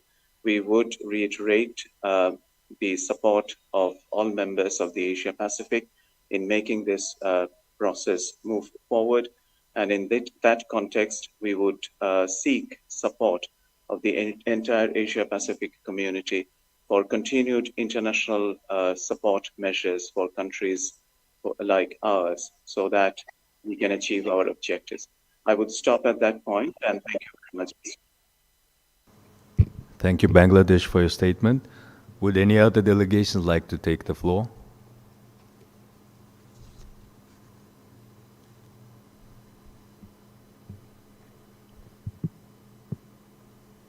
I see none. So this includes our discussion under agenda item 2B. Just before we proceed with the break, may I call on Secretary of the Commission to make an announcement? Thank you, Chair. Distinguished delegates, just a reminder that during the break, there will be a number of side events hosted by our member states and partner organizations as follows. Achieving the SDGs in Current Reality, Practices from Russia, Part 1, organized by the United Nations Association of Russia, starting at 12:45 hours Bangkok time in Conference Room 3. Asia-Pacific Riskscape at 1.5 degrees centigrade, Subregional Pathways for Adaptation and Resilience, organized by the government of the Maldives and ESCAP, starting also at 12:45 hours Bangkok time in Meeting Room A. Regionally interconnected green grids to support energy transition in Asia and the Pacific, organized by the governments of the United States of America and the United Kingdom, starting at 12:45 hours Bangkok time in Meeting Room H. Achieving the SDGs, and then, in the afternoon, we will also have another two side events. We'll be Achieving the SDGs in Current Reality, Practices from Russia, Part 2, organized again by the United Nations Association of Russia, starting at 16:15 hours Bangkok time in Conference Room 3. And Connectivity for All in Transport and Through Artificial Intelligence, organized by the government of Mongolia, the International Think Tank for Landlocked Developing Countries, the Investment Research Institute of Mongolia, and ESCAP, starting at 16:15 hours in Meeting Room A. In light of the physical distancing requirements of COVID-19, limited seats are available in meeting rooms, but all these meetings are also held in a hybrid format, and participants can also join online. Details on the events are available on the Commission website, and we look forward to your participation in these events. Thank you, Chair. Thank you, Secretariat. We will now break and reconvene this afternoon at 2 o'clock, Bangkok time sharp, to pursue discussion under Agenda Item 3. The meeting is adjourned.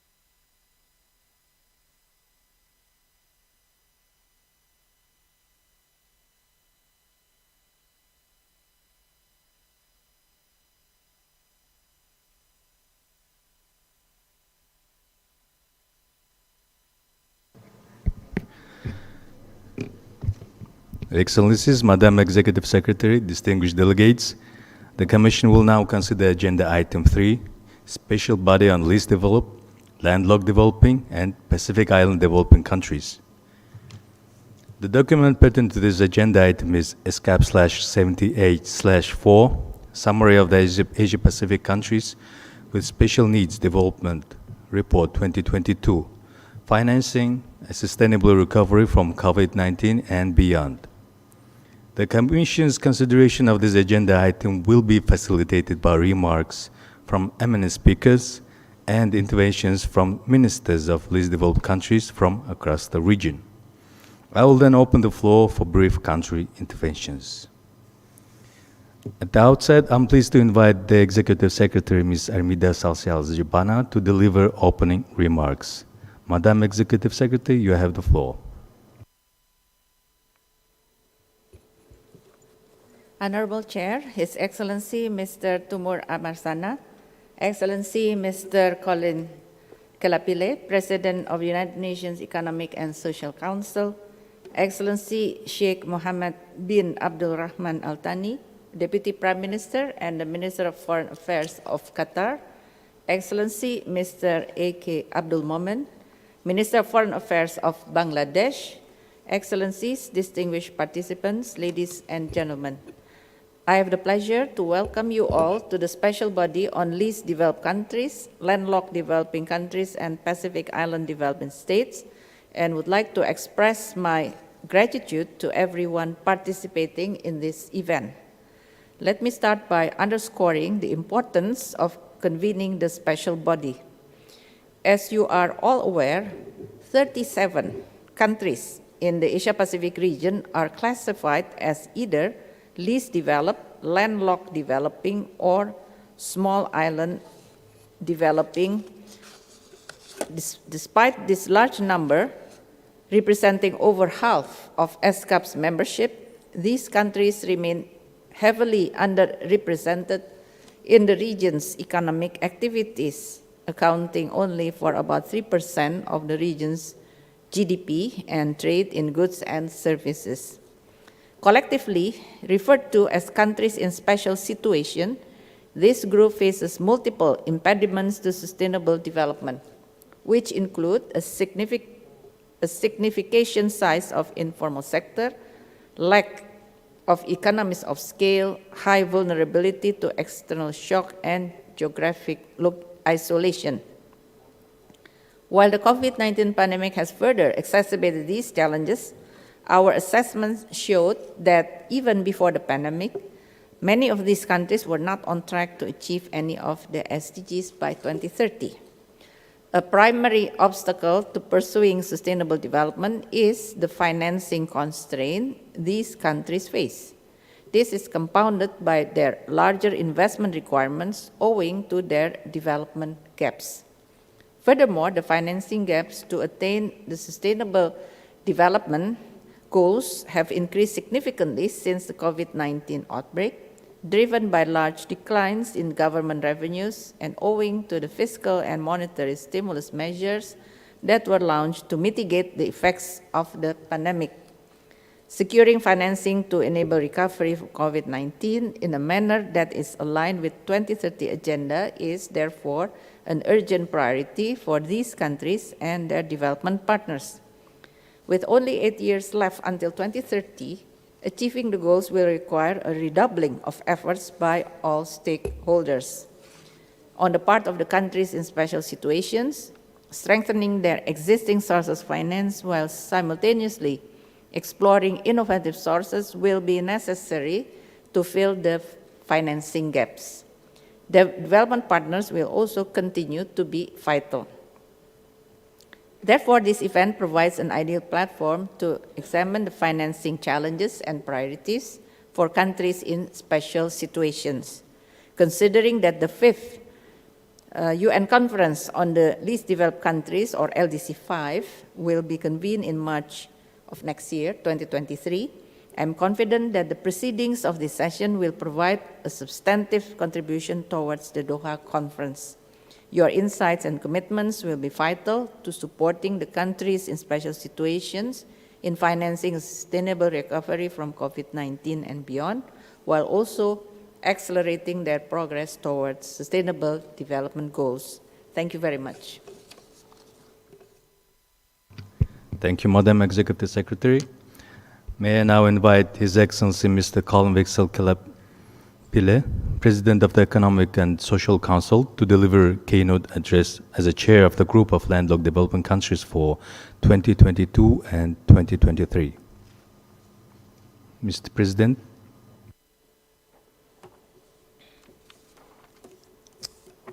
Thank you very much, Excellency Chair.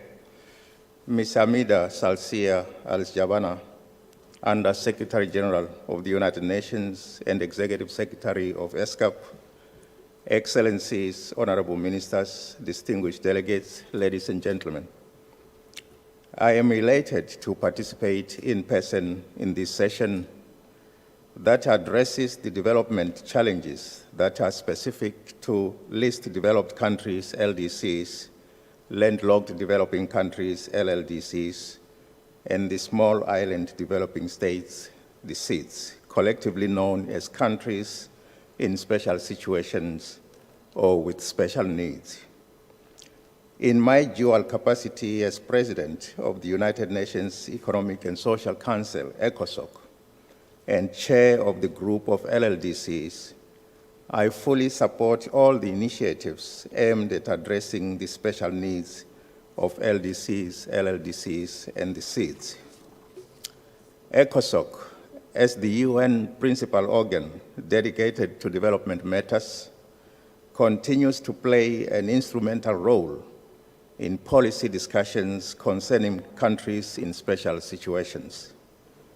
The Council is actively involved in preparations for the 5th United Nations Conference on Least Developed Countries in 2023, the 3rd Conference on Landlocked Developing Countries in 2024, and the 4th Conference on Small Island Developing States in 2024 as well, which will all review the programs of actions for these groups of countries and launch successor programs that reflect the current realities.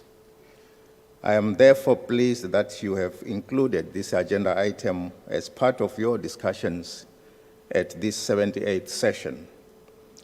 It is an important matter that affects the 37 member states of ESCAP that are classified as LDCs, LLDCs, and SEADs. The United Nations first recognized LDCs as a distinct group in 1971 due to the high numbers of the African countries in the LDC category, representing 33 out of the 46 LDCs, or roughly 72%. The LDC agenda is often viewed as an African agenda. In this respect, I applaud ESCAP for providing a background document for this session entitled Summary of the Asia-Pacific Countries with Special Needs Development Report 2022, Financing a Sustainable Recovery from COVID-19 and Beyond, which highlights the acute needs of countries in special situations and calls for strengthened international cooperation and global solidarity to support inclusive and sustainable recovery in these countries. As you are aware, countries in special situations were disproportionately affected by the COVID-19 pandemic as they lack resilience against pandemics and disasters.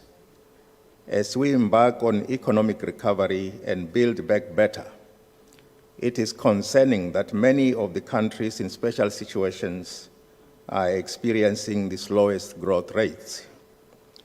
To worsen matters, these countries continue to face mounting social, economic, and political pressures. Their development prospects look bleak, as evidenced by shrinking fiscal space and heightened debt burden that undermine their recovery efforts and limit their ability to invest in key drivers of development and innovation. Excellencies, ladies and gentlemen, the worsening climate crisis, disasters, and the current geopolitical tensions have exacerbated development challenges for countries with special needs, making their chance to achieve the Sustainable Development Goals further out of reach. It is sad to say that the goals were unattainable for many of these countries even before the outbreak of the COVID-19 pandemic. It is also unfortunate that over the course of 6 decades, only 3 African countries were able to graduate from the LDC special status, namely Botswana, my own country, Cabo Verde, and Equatorial Guinea. Outside Africa, other countries that graduated were the Maldives, Samoa, and Vanuatu. To address the special needs of these countries, it is more urgent than ever to scale up financing and investment to support these countries to overcome the adverse impacts of the crisis and relaunch them back onto a sustainable development path. We already have in place comprehensive blueprints, such as the 2030 Agenda, Agenda 2063 in the case of Africa, the Doha Program of Action, the Vienna Program of Action, and the Samoa Pathway to guide us to achieve sustainable development. With strengthened international cooperation and strategic national, regional, and global partnerships, we can overcome the development challenges facing countries in special situations. To contribute to the ongoing search for viable options, I wish to highlight a few areas where international cooperation can provide the utmost support to these countries. In line with one of my priorities as President of ECOSOC, it is crucial that concerted efforts should be made to ensure equitable access to the life-saving vaccines. Addressing vaccine inequity is critical to ensuring a quicker and sustainable recovery from the COVID-19 pandemic. Second, the international community needs to better support countries with special needs to build adequate fiscal space, not only by financing the most immediate COVID-19 response and recovery efforts, but also to boost long-term investment in critical socio-economic infrastructure and addressing climate and environmental challenges. There is an urgent need to halt and reverse the growing trends of deep cuts to official development assistance, ODA, to countries with special needs. Developed countries should honor their ODA commitments and also increase their share of grants and concessional loans to these countries, which are currently declining.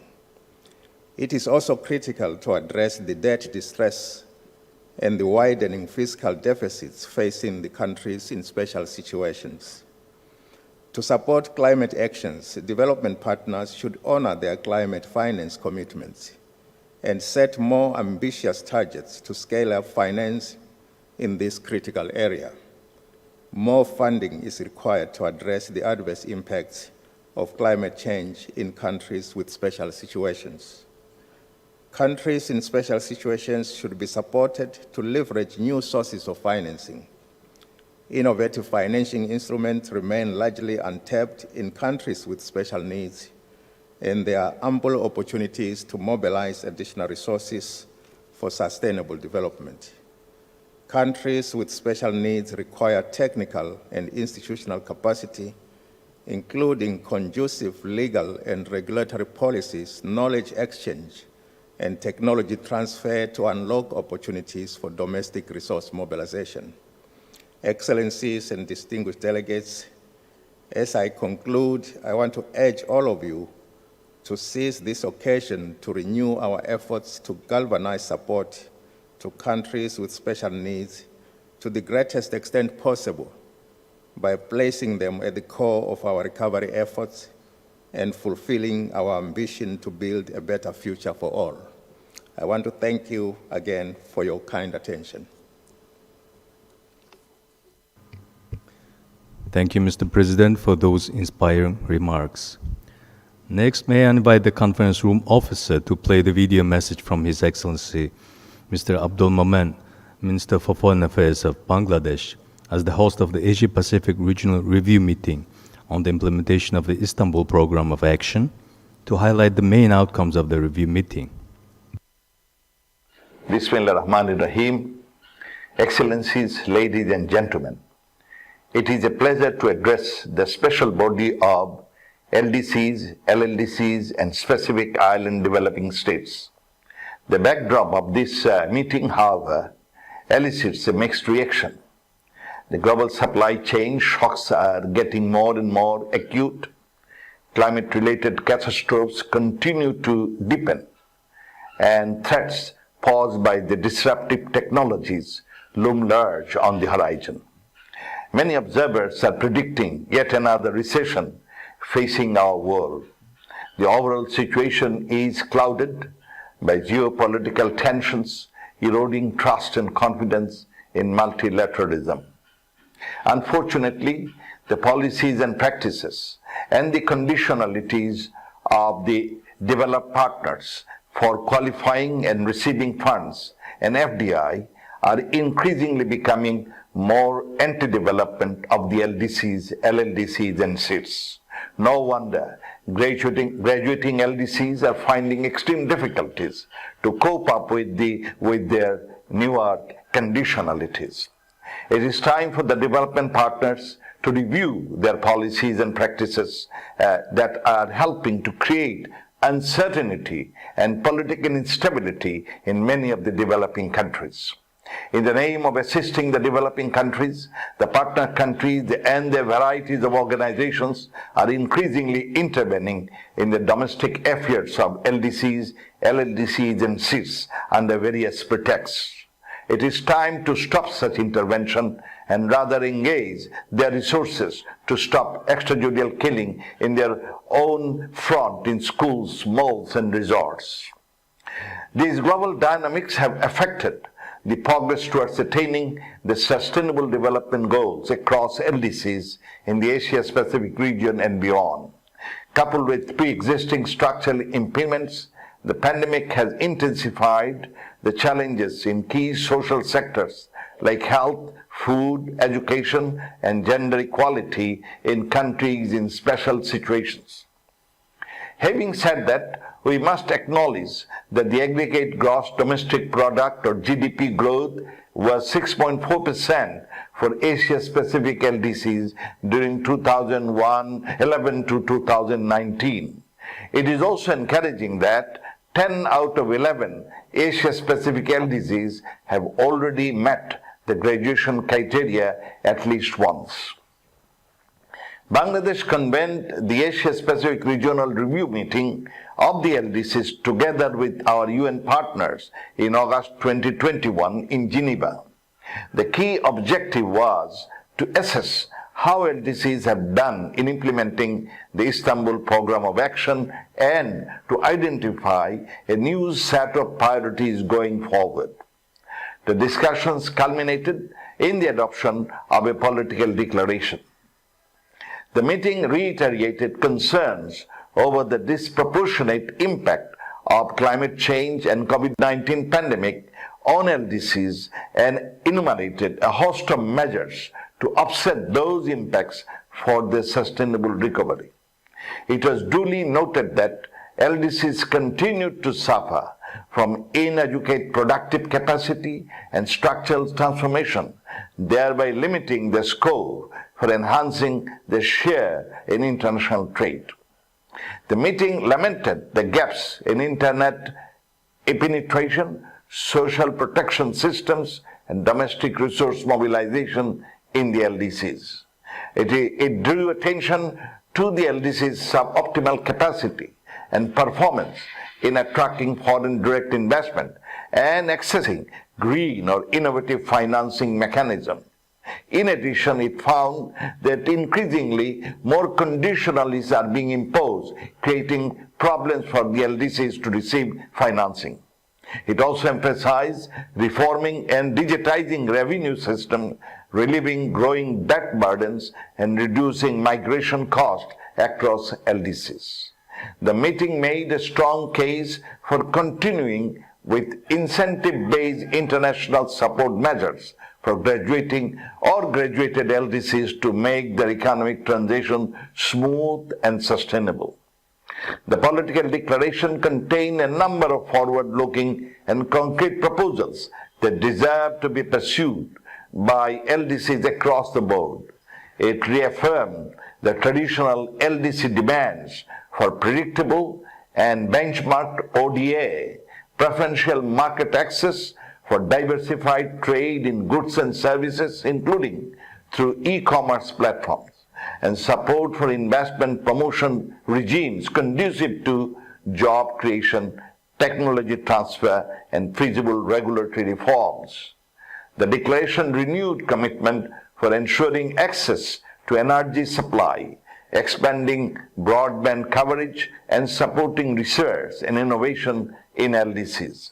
It called for LDC-specific recommendations on food stock holding, multi-hazard warning, and mitigation mechanisms, and conveying experts for sustainable debt servicing.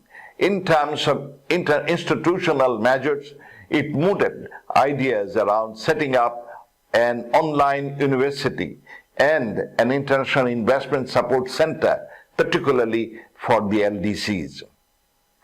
This appears to be an ambitious set of agenda, but is clearly not impossible to achieve provided there is the right political will and enabling international environment.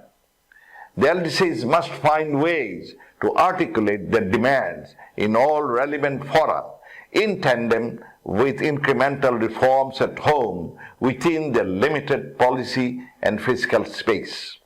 Bangladesh was assigned to co-chair the preparatory committee for the 5th UN Conference on LDCs, and we made an effort to accommodate the LDC priorities in the Doha Program of Action 2022 to 2030, adopted by the committee. We stand ready to share our own homegrown development experiences with other CSS countries in collaboration with UN, ESCAP, and other partners. I thank you.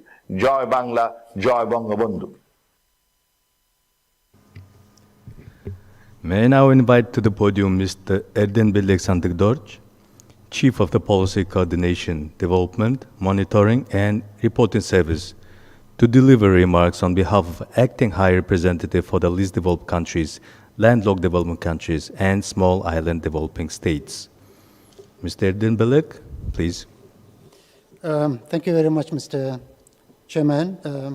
President of ECOSOC, Ambassador Kilapeda, welcome to Asia Pacific. Esteemed Executive Secretary of ESCAP, Honorable Ministers, Excellencies, ladies and gentlemen, we are at an inflection point in global history. In no way is this more true than for the most vulnerable nations. For them, the impact of COVID-19 has been disproportionate, divisive, and dangerous. And these came on top of the increasingly severe impacts of the climate crisis. The harsh reality for the LDCs, LLDCs, and SEEDs remain most vulnerable to external shocks. Any economic indicator you choose to look at substantiates this. In 2020, LLDCs and SEEDs experienced negative 1.6 and 6.8% economic growth, respectively. For LDCs, this figure was 0.8%. The divide with the rest of the world is growing. The 91 most vulnerable countries are now facing an unprecedented level of fiscal pressure. They are facing higher public debt, lower revenues, and tightening global conditions. Even before the pandemic, the Asia-Pacific countries with the special needs were off track in achieving sustainable development goals. According to ESCAP, fiscal deficit in these countries increased by 3% of their GDP in 2020. Trillions of dollars have been mobilized for recovery at the global level, but the stimulus is concentrated in developed countries. Those who needed most came last. Excellencies, a business as usual approach will relegate the world's most vulnerable countries to years, if not decades, of decline and struggle. The pandemic must be a wake-up call to the international community. These nations need urgent investment in public health systems, social protection, sustainable and resilient infrastructure, transit transport, diversification, and building human capital. We are not short of ideas, plans, and programs. The program of actions for LDCs, LLDCs, and SEEDs represent an important blueprint for achieving sustainable development goals. These should be a foundational document for everyone in the United Nations system and the international community.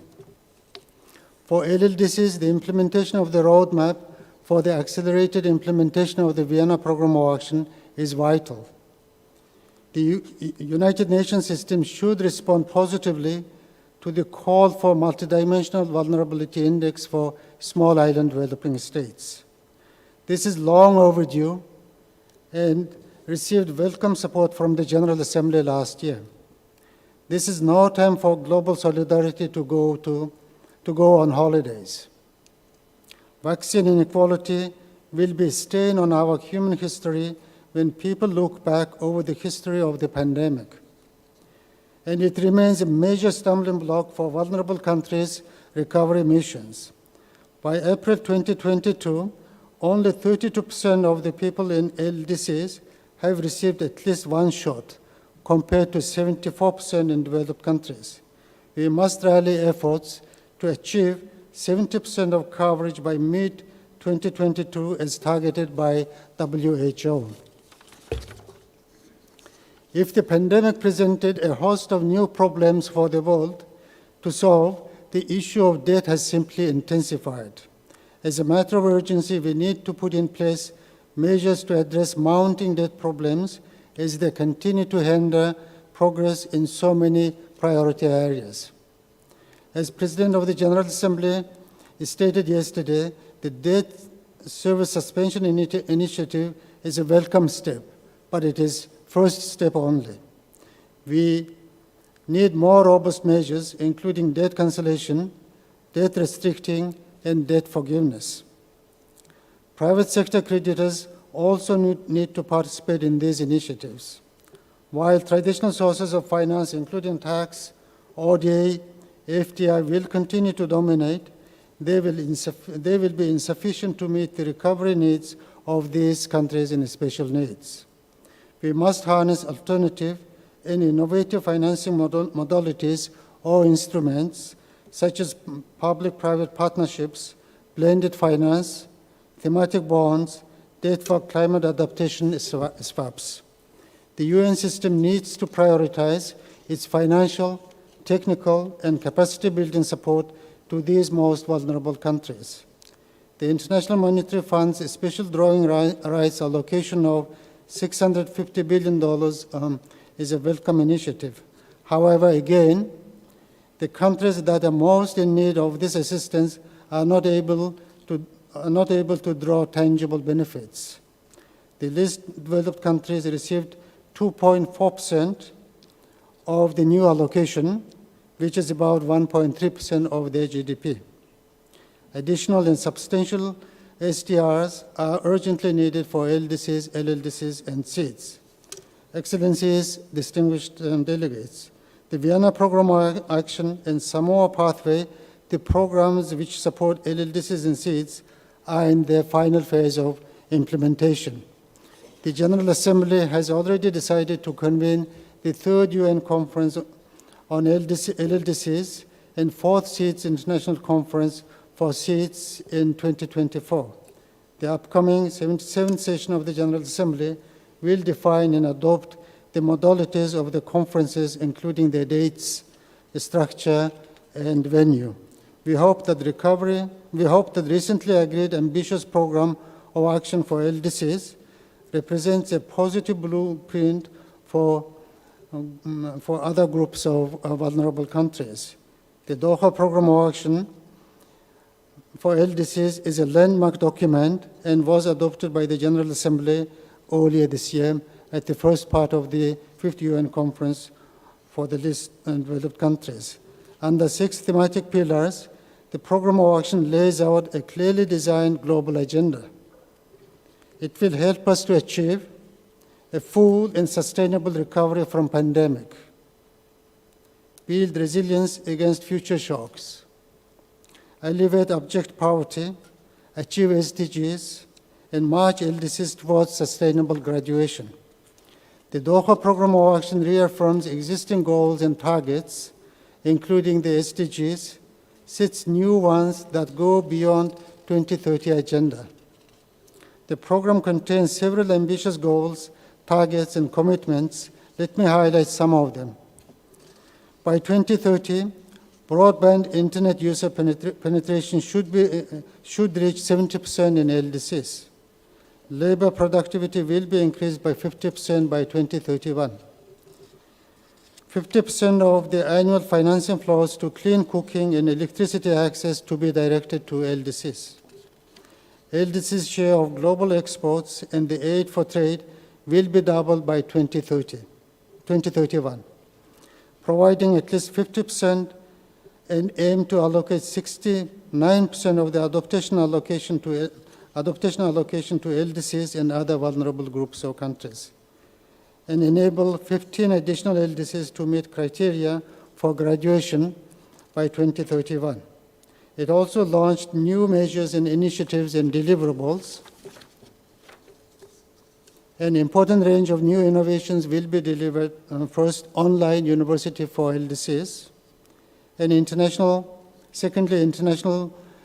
investment support center for LDCs, a fourth stockholding for LDCs, fourth, crisis mitigation and resilience building mechanism, and fifth, the sustainable graduation support for LDCs.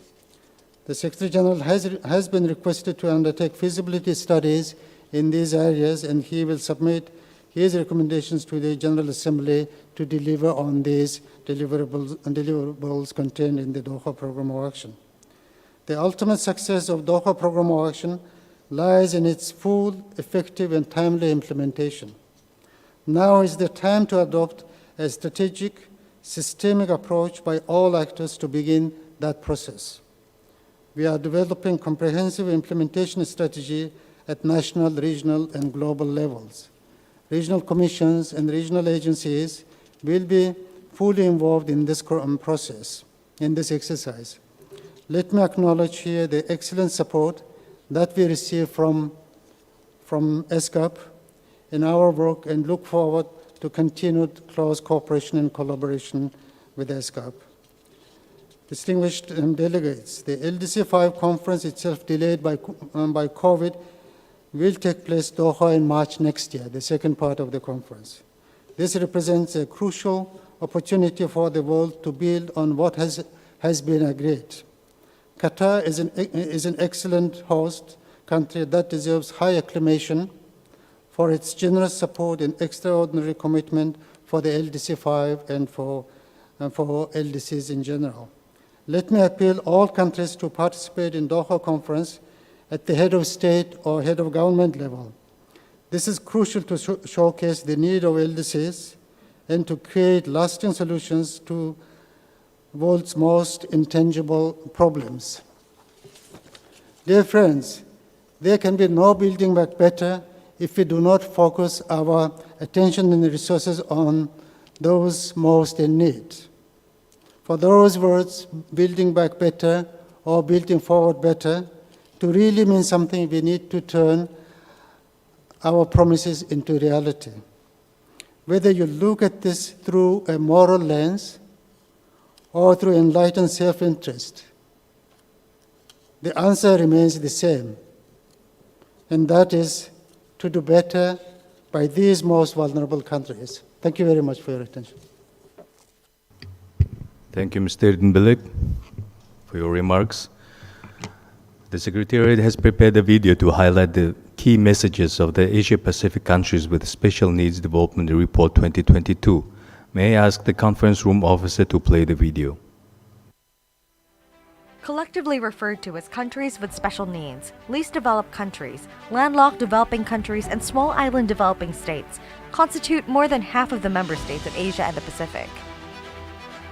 They are, however, heavily underrepresented in economic activities, accounting for only 3% of the region's GDP and trade in goods and services. A combination of geographic remoteness, high trade costs, lack of scale economies, and resilience to crisis and shocks have hindered their development. The Asia-Pacific Countries with Special Needs Development Report 2022 highlights that the disproportionately severe impacts of the COVID-19 pandemic further dimmed their prospects for achieving the Sustainable Development Goals by 2030. An additional 7.8 million people in countries with special needs were pushed into extreme poverty. The pre-existing financing gaps to achieve these goals increased significantly since the pandemic. Countries with special needs will have to redouble efforts to mobilize traditional sources of development finance, such as tax revenues, public borrowing, and foreign direct investment. Innovative financing instruments and mechanisms such as thematic bonds and debt for climate swaps also have potential, but require addressing capacity, policy, and regulatory gaps. Reinforcing fair and equitable access to and distribution of vaccines will contribute to reducing immediate financing gaps, as will matching commitments on development finance with actual disbursements. Strengthened partnerships and solidarity across sub-regional, regional, and global levels are also key for bridging the financing gaps in these countries in recovery from the pandemic. Together, we can support the transition of countries with special needs to sustainable and resilient economies.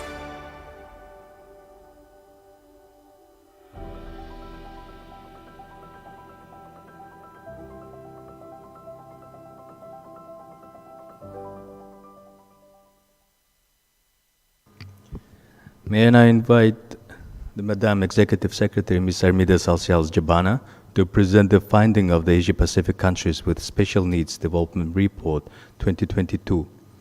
Madam Executive Secretary, you have the floor. Honorable Chair, Excellency President of ECOSOC, Excellencies, distinguished delegates, ladies and gentlemen. It is my pleasure to present to you document E/ESCAP/78/4, Summary of the Asia-Pacific Countries with Special Needs Development Report 2022, Financing a Sustainable Recovery from COVID-19 and Beyond. This report was prepared as part of our support to least developed countries, landlocked developing countries, and small island developing states, which we collectively refer to as countries with special needs or special situation. As highlighted in my opening remarks, the countries with special needs were not on track to attain any of the 17 Sustainable Development Goals even before the onset of the COVID-19 pandemic. The pandemic has further dampened their prospects. For example, an estimated additional 7.8 million people were pushed into extreme poverty by the end of 2021 in these countries. The median fiscal deficit is projected to have increased from the pre-pandemic average of 1% of GDP to about 4% in 2021. Consequently, this has pushed up the median debt to GDP ratio by more than 4 percentage points in 2021. While these challenges are not limited to the countries with special needs, their limited coping capacity, particularly their narrow domestic resource base and limited options to raise resources, suggests that the road to recovery will be more protracted for them. In fact, the magnitude of fiscal stimulus in the LDCs has been significantly lower than in other developing countries in the region. This also points to a rising risk of so-called K-shaped recovery, in which some groups of countries recover much slower than others, contributing to economic polarization during the post-pandemic economic recovery. In addition to the threats of COVID-19, multiple crises such as climate change, disaster, and the current geopolitical situation have further exacerbated rising energy prices, food inflation, a looming debt crisis, and temporary disruption in global supply chain. Excellencies, distinguished delegates, ladies and gentlemen, given that there are only 8 years left until 2030, mobilizing adequate resources to recover from COVID-19 in line with the 2030 agenda is an urgent task. ESCAP's estimates show that LDCs and LLDCs need to mobilize 90% and 8% of GDP respectively every year to attain the Sustainable Development Goals by 2030, while data scarcity constrains any estimation for SIDS. Their financing needs are compounded by vulnerabilities to climate change and their small scattered population bases, which significantly raise the fixed costs of investment. Our report highlights that overall, traditional sources such as tax revenue, foreign direct investment, and official development assistance will continue to dominate the financing landscape in countries with special needs and therefore must be strengthened. Domestic revenue in these countries has been limited and volatile because of their narrow and undiversified revenue base. However, we find that many countries still have a huge untapped potential to increase revenues, especially tax revenue, with estimates ranging from 2% to 12% of GDP. In light of the ongoing pandemic and the largely informal nature of these economies, the report finds that the feasible avenue to unlock such potential would be to improve tax administration system, particularly by increasing collection efficiency from existing taxpayers and minimizing leakages. Electronic tax registration, filing, payment, and dispute resolution are some of the examples discussed in the report. Foreign direct investment, while an important source of financing, has been volatile over time and trending lower since 2017. Moreover, in the countries that have attracted FDI, the extractive sectors and low-cost labor sectors have been the primary beneficiaries. As a result, relying on FDI as a vehicle for sustainable recovery will be difficult. In this regard, the report proposes measures for investment promotion and facilitation, specifically the possibility of attracting FDI in the digital economy. Official development assistance, or ODA, remains the single most important source of external finance for many countries with special needs. While it is evident that multilateral donors are stepping up their lending and grant support in the wake of the pandemic, the impact on bilateral ODA and its outlook is still unraveling. Nevertheless, there is much room for improving the efficient and equitable use of ODA and to better channel it towards efforts to achieve the SDGs. Excellencies, distinguished delegates, ladies and gentlemen, the report also highlights emerging opportunities in the rapidly expanding global market for thematic bonds, such as green bonds, social bonds, and sustainability bonds. The expansion of the green bond market is particularly noticeable, with the value of green bond issuance in the region having tenfolded between 2015 and 2020. Several countries such as Fiji, Kazakhstan, and Uzbekistan have already benefited from this trend. Having said that, this may not be an option for all, owing to regulatory and technical capacity gaps and concerns over debt sustainability. At the moment, 11 countries with special needs, including 8 SIDS, have been assessed as having a high risk of public debt distress. Moreover, in some countries, most public debt is denominated in foreign currency, which leaves them vulnerable to exchange rate depreciation. In this context, debt for climate swap can be a mechanism to simultaneously reduce debt exposure and increase investment in climate mitigation or adaptation. This is also an important area of collaboration between ESCAP and the Pacific Island Forum Secretariat, or PIFS, given the growing interest in debt swap in the Pacific Island states. Finally, among the various possible options to strengthen multilateralism, as well as regional cooperation and solidarity, I would like to highlight 4 areas where collective efforts can support the resource mobilization capacity of the countries with special needs. First, emerging transboundary challenges on taxation, including the rise of the digital economy, require stronger global and regional cooperation.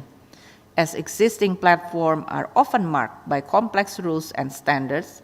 Scaling up technical assistance in developing legal, institutional, and administrative capacity will allow these countries to benefit fully from these platforms.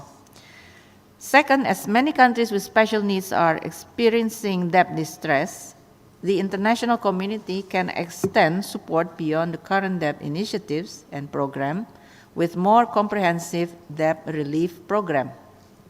Third, there remains an urgent need to strengthen commitments and scale up the flow of climate finance to countries with special needs.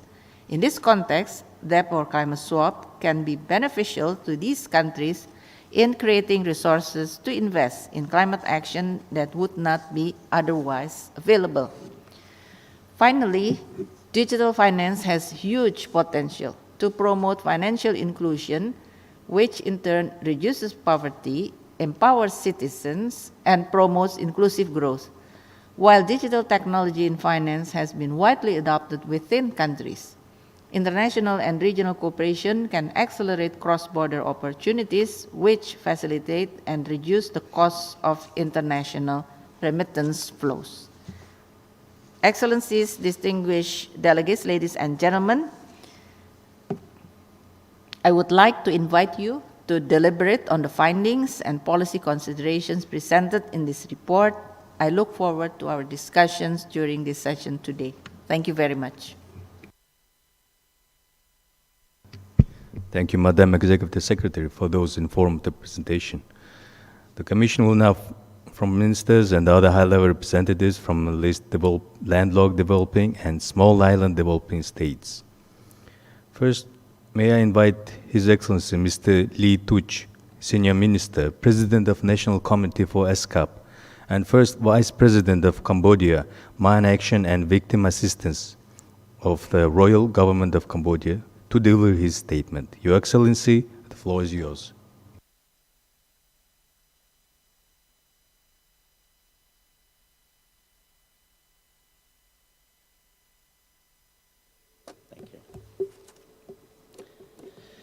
Your Excellency Chair, Madam Executive Secretaries, Excellencies, ladies and gentlemen, I'm pleased to be back here again to speak to you. The coronavirus pandemic has tested our solidarity, our unity, and our compassion. And the coronavirus has also made our LDCs vulnerabilities become more vulnerable. And there are no exceptions for Cambodia.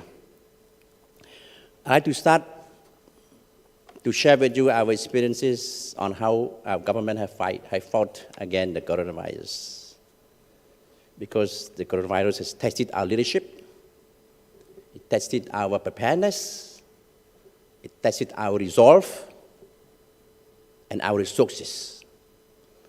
From the start of the COVID-19, our government has put in place a strong policy, timely and strong measures to fight against the COVID-19.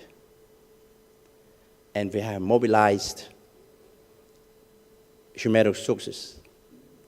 And we have engaged in military, doctors and health professionals to work to fight against coronavirus. We had over 3,000 deaths, over 40,000 infections in the whole country. And then we put in place structures and in place so that our health professionals can use to fight against COVID-19. That every day we have about 500 vaccinations going on every day. And Cambodia has become one of the success stories in our fight against COVID-19. We had vaccinated over 94% of our population. We have 16 million population. And we are grateful to our friendly countries for their generous donations of vaccines to our country. But also, Mr. Chair and essentially gentlemen, we have to mobilize our resources to fight the COVID-19, but at the same time, we have to think about those who are vulnerable, those who have lost their jobs, their income, their employment, the elderly. So our government has introduced a policy in support of our vulnerable groups. So we started to classify poor, ID poor 1, ID poor 2. So we have overall about 700,000 households that need our support, around 2.8 million of them. So we spend per month around $38 million to support those households so that they can continue to have a dignified livelihoods in their communities. And the fight against COVID-19 is still going on. And at the same time, we have to mobilize more resources. Our reserve so far now, half empty. So we will be able to continue only till September this year, our support to those vulnerable groups in Cambodia. But at the same time, we have to open our economy, our businesses, so that we can generate more income, have more money in our coffer, so that we can support those people. So that it comes to how to mobilize resources and generate our income. And I'm grateful to UN ESCAP for supporting our government to improve our tax collection system. So we have introduced different measures to improve our tax collections, so through digital systems, including e-filing, e-payment, and pre-filing apps, etc. during this fight against the pandemic. Excellencies, ladies and gentlemen, the fight against the COVID-19 has also tested our regional compassion and solidarity, and we need to stay united. We need to help each other, we need to share experiences. We need to improve our governance, our leadership, so that each nation can continue to maintain our sustainable recovery.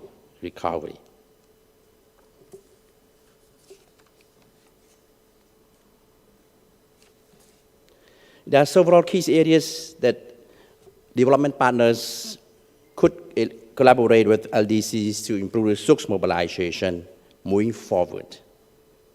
The Integrated National Financing Framework Initiative, developed by the United Nations, can offer a useful template for moving forward by providing a holistic approach encompassing all resource flows and linking their management to achieving SDGs.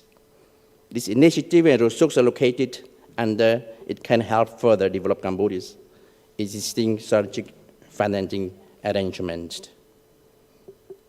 Specifically, through this financing framework, the development partners could help LDCs engage in innovative, green, and climate change financing mechanisms such as green or SDGs bonds, impact investment, and biofuel to expand the sources of financing for development. This bond can commit the issuer to invest its proceeds exclusively in green projects that generate climate or other environmental benefits, such as renewable energy, energy efficiency, sustainable waste management, sustainable land use, biodiversity, clean transportation, and clean water. They can provide a cheap, reliable, and scalable source of capital for a variety of stakeholders involved in the 2030 agenda, including companies, governments, and PPAs. On PPAs, yesterday I met with Madam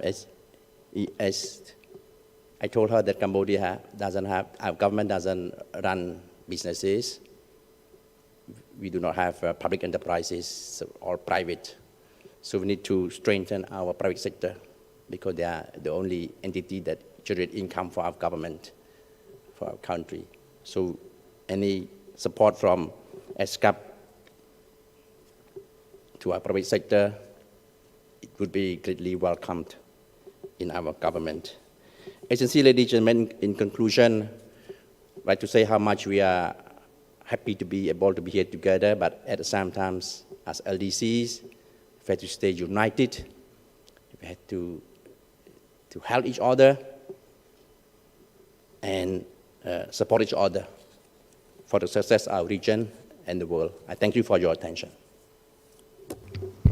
Thank you, Excellency, Minister Letuch. May I now invite His Excellency Mr. Kalebudui, Minister of Finance of Palau, to deliver his statement. Your Excellency, the floor is yours.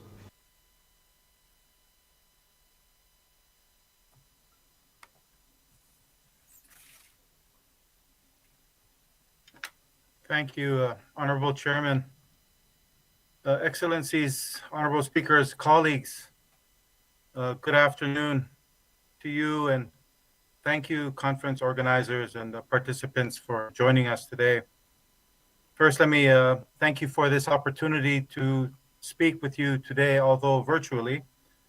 I also want to thank you for the work that furthers the resolution of the challenges we face every day. We definitely face daunting challenges.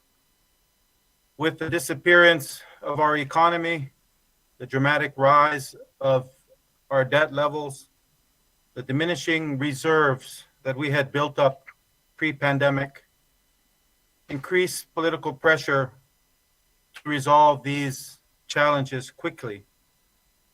So we are taking very bold steps to address the pandemic challenge, our newly high income status designation with the OECD,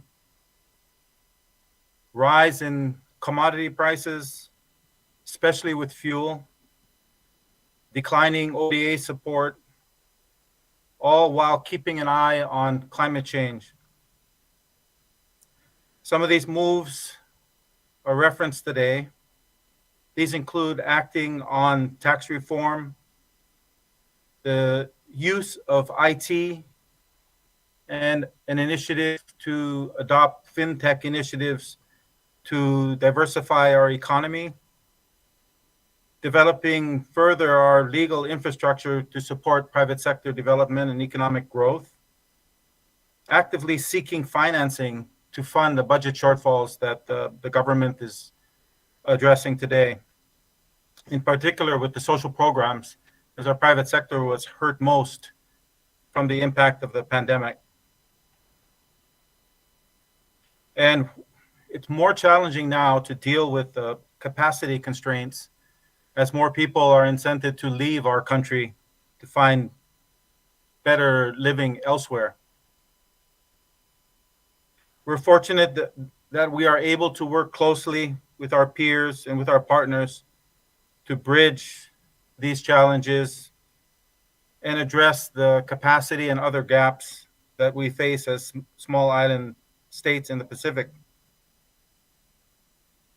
Let me conclude by saying our experience follows the report, the 2022 report, and what has been presented today as recommendations.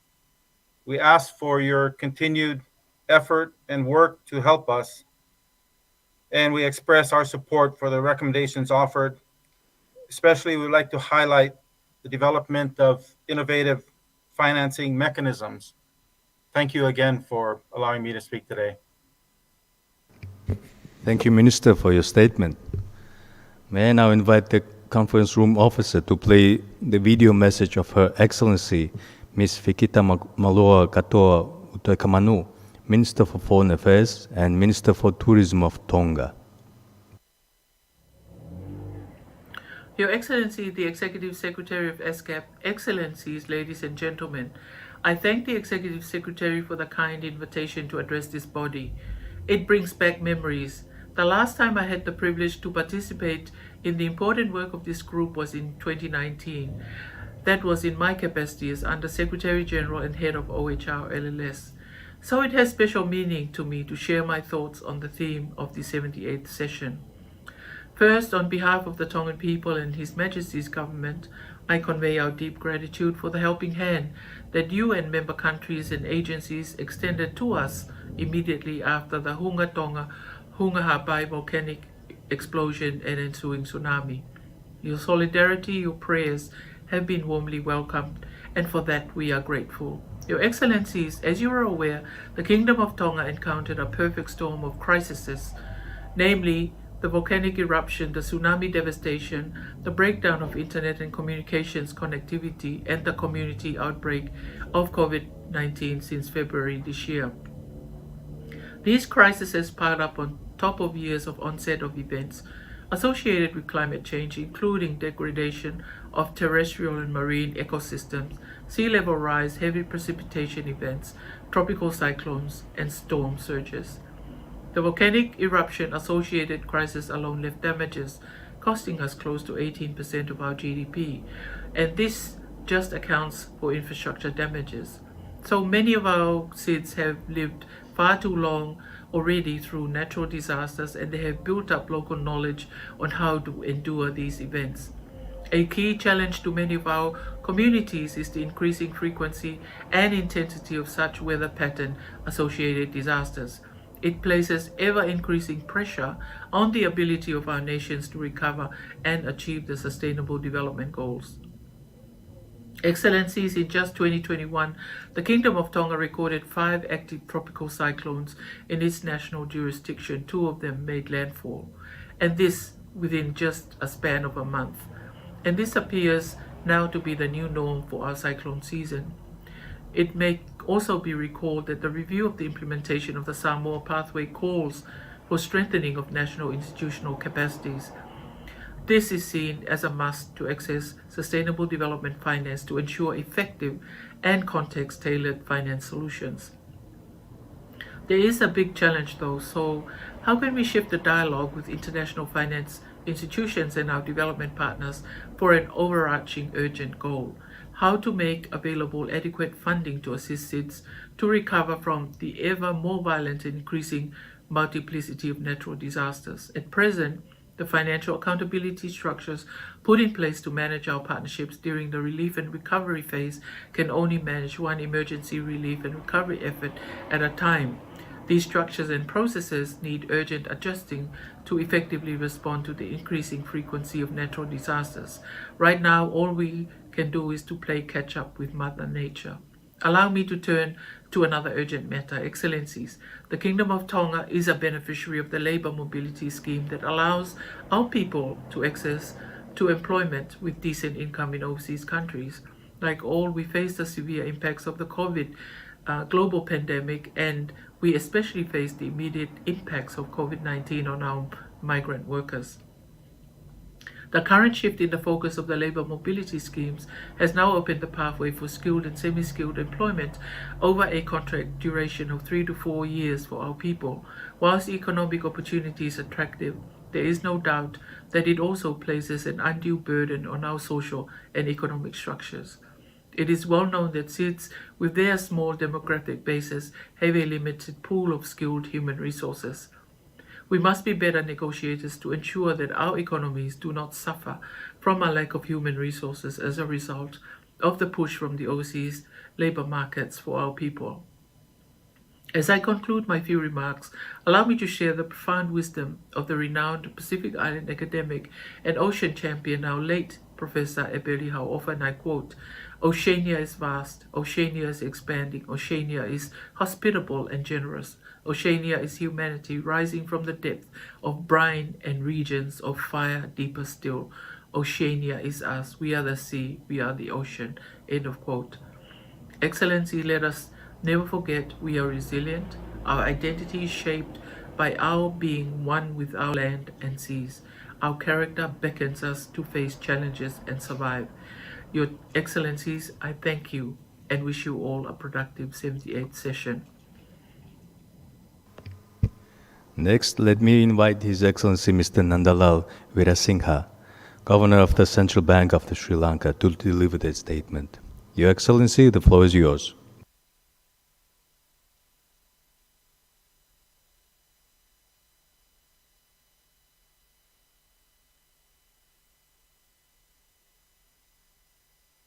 Your Excellency, your microphone is muted. Please unmute the microphone.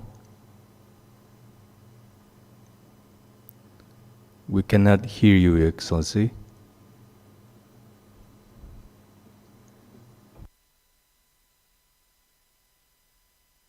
Your microphone is still muted.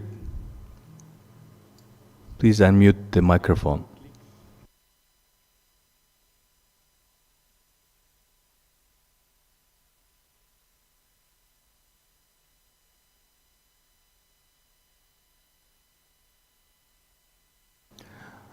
Please click the microphone icon on the kudo. Can you hear me now? Yes, Hello? yes, we can hear you. Okay, fine. All right, thanks. So I'm sorry for the technical glitch. Your Excellencies, the Executive Secretary of the United Nations Economic and Social Commission for Asia and Pacific, Honorable Finance Ministers, and the distinguished representatives. First of all, I would like to thank the organizers for giving Sri Lanka an opportunity to share our thoughts at this important event. In the global economy today, both advanced and emerging market and developing economies grapple with various economic challenges due to global supply chain disruptions, rising inflation levels, reversal of extraordinary fiscal and monetary stimuli, geopolitical tensions, and rising global commodity prices amidst looming recessions. I heard several speakers raise these issues even earlier. Let me share some thoughts or ideas about development in Sri Lanka at this point. As you all may be aware, Sri Lanka is going through a turbulent phase in the recent history in social, political, and economic fronts. From the perspective of hindsight, it appears that some of the policies that Sri Lanka adopted to overcome the economic impact of the pandemic had magnified the vulnerabilities the economy has already grappling with.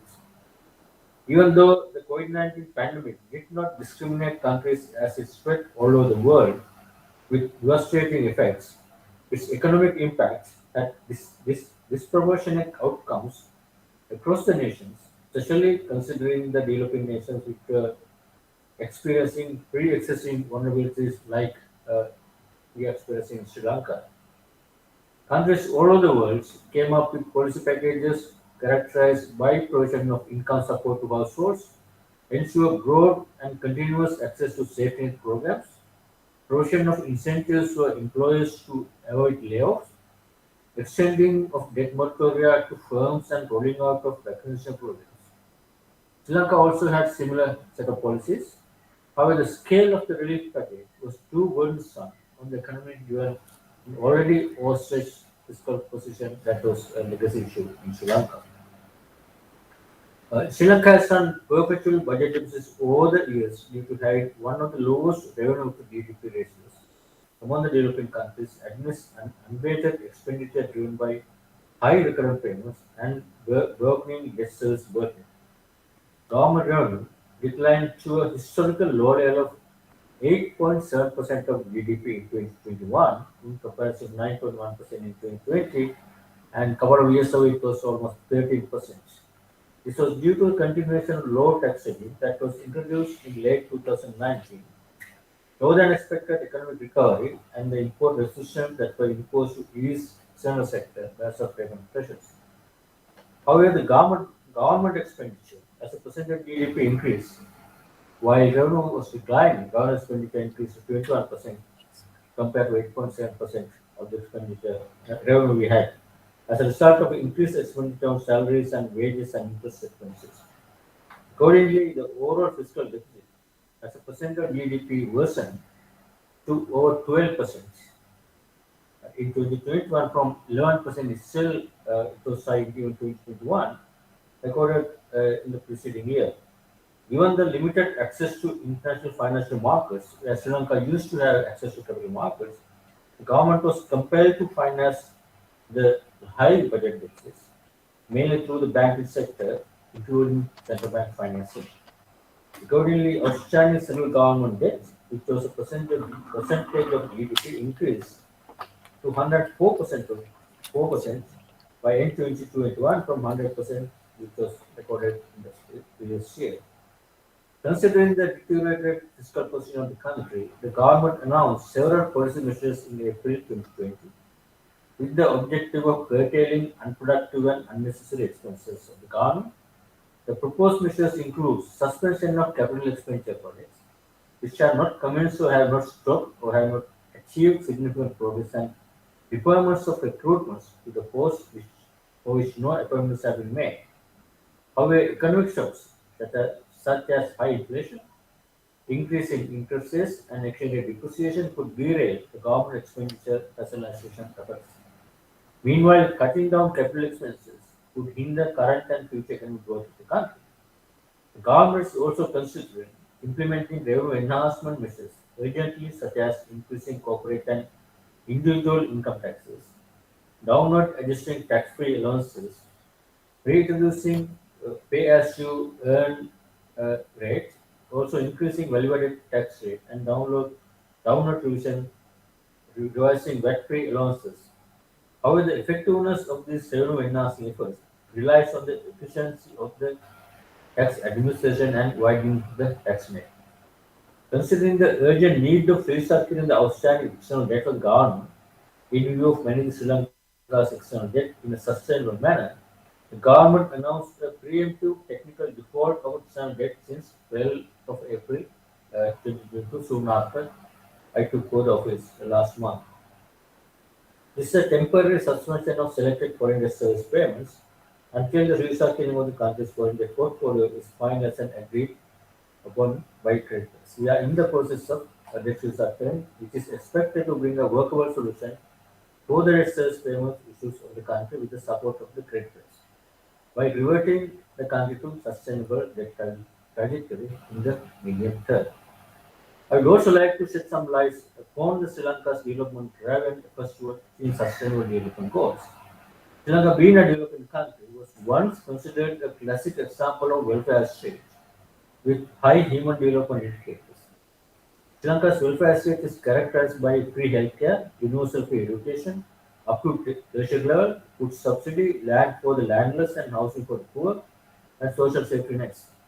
Also, when it comes to SDGs, Sustainable Development Council has been established in Sri Lanka Sustainable Development Act number 19 of 2017, with responsibilities assigned for coordination, facilitation, monitoring, and evaluation and reporting on the implementation of 2030 Agenda for Sustainable Development in Sri Lanka. Let me just share a few words on regional cooperation. Sri Lanka is looking forward to engaging with regional and peer countries in terms of trade and investment linkages that could help capitalizing on synergies. Given the excessive external debt burden in the economy, the need for promoting non-debt inflows is vital. In this respect, the need for expanding the export sector and the visit for foreign direct investment is instrumental in resolving BOP issues in a sustainable manner in Sri Lanka. On the trade front, preferential market access to other countries through special tariff reduction, special quotas, and similar measures are being explored. We also seek support from the member countries to develop the tourism sector, as a continuation of momentum of tourism industry is crucial for the recovery of the economy. And also, in the current context, the Central Bank of Sri Lanka has estimated significant bridging finance requirement for the second half of 2020 to provide basic imports necessary to sustain the livelihood of the country's citizens and keep the fundamental economic activities ongoing during the crisis period. With the total financial requirement, we are expecting around $1.2 billion to be funded through the generous Indian credit lines. Therefore, Sri Lanka needs additional bridging financing sources to finance around $4.4 billion to avoid potential social unrest going forward. In this regard, the discussion for a possible IMF program is currently underway, and the technical level meetings are ongoing even right now. It is expected that once the IMF program is finalized, the investor confidence will be restored, encouraging the investment in capital and debt markets. It will also provide a launchpad for introducing long-delayed structural reform aimed at long-term recovery in the economy. Finally, in conclusion, desperate times call for desperate measures. The policy action that seemed extreme under normal circumstances might start to look highly appropriate during times of economic adversity. The signs of crisis are looming all over the world, and given the unfavorable conditions in the global economy, the developing countries should be prepared for the worst. After all, the crisis could be perceived as an opportunity to build up the resilience of the economy to avoid future crises by undertaking further structural reform. I hope that today's events will help authorities to identify the expected long-term changes and provide inspiration to leverage the opportunities the crisis offers to improve the state of the world. With that, I would like to conclude. Thank you very much. Thank you, Governor, for your statement. Let me invite the conference room officer to play the video message of Her Excellency Ms. Adalgisa Magno, Minister for Foreign Affairs and Cooperation of Timor-Leste. Excellencies, ladies and gentlemen, on behalf of the Democratic Republic of Timor-Leste, I wish to congratulate the United Nations Economic and Social Commission for Asia and Pacific, ESCAP, for 75th anniversary of its existence. I thank Dr. Armida Ali Shabana, the Executive Secretary of ESCAP, and the Secretariat for the invitation to take part in this auspicious occasion with the theme, A Common Agenda to Advance Sustainable Development in Asia and the Pacific during the 78th session. Excellencies, the global pandemic of 2019 disrupted the economic growth in many countries, including my own country, Timor-Leste. Besides the impact of the COVID-19, Timor-Leste faced a number of natural disasters such as floods, landslides, and the effects of El Nino droughts, which had a negative impact on our agriculture production. Excellencies, ladies and gentlemen, Timor-Leste's economy is heavily reliant on oil revenue. Therefore, the government of Timor-Leste contrived to diversify our economy by investing in education, agriculture, tourism, including supporting the private sector in further hands to sustain Timor-Leste's economy in the future. Consequently, the government of Timor-Leste, through the Ministry of Tourism, Commerce and Industry, facilitated financial support to Timor-Leste's young entrepreneurs for the short and long term. By investing in these areas, it will bring more revenue to the country. Excellencies, last year, our graduation from the least developed countries category was deferred following our request due to some sectors of vulnerability. Timor-Leste believes that the postponement of graduation in the LDC's category will allow us to better navigate the consequences of the COVID-19 pandemic and to boost economic diversification in Timor-Leste. Our goal is to graduate in the right moment without limiting our possibilities to thrive in a fundamental moment of Timor-Leste's development. Thus, we aim to complete institutional and economic reform to prepare the country to graduate from the LDC category in the upcoming years. The coordinating Ministry of Economic Affairs, Ministry of Finance, Ministry of Foreign Affairs and Cooperation, and other related ministries have discussed the exit strategy and its implementation. By emphasizing on the economic diversification and sustainable growth to achieve the goals, the Sustainable Development Goals, and the current strategic development plan of Timor-Leste. Excellencies, apropos of the support measures, we are currently entitled and may continue to call for the financial and technical assistance, particularly for the elaboration of our smooth transition strategy. To this extent, we look forward to your availability and support. In relation to Timor-Leste's accession to the World Trade Organization, WTO, we have completely submitted our application to the Secretariat since 2016 and now under the national consultation process. We are currently in the process of fulfilling the domestic process and expected to finalize the accession at the end of this year. The domestic laws shall be based on the World Trade Organization standard and WTO accession roadmap. Excellencies, as the members of the LDC's country, we acknowledge the support of our donor partners and the international community. Lastly, we are humble requests in assisting us in the process of the exit from the LDCs, as well your valuable support towards our full member of the World Trade Organization. I thank you.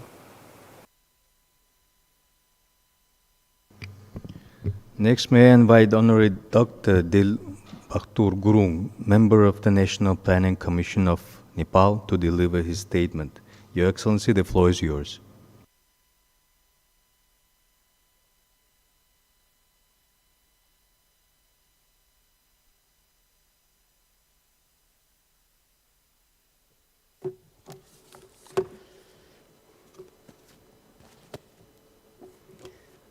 Thank you, Honorable Mr. Chair.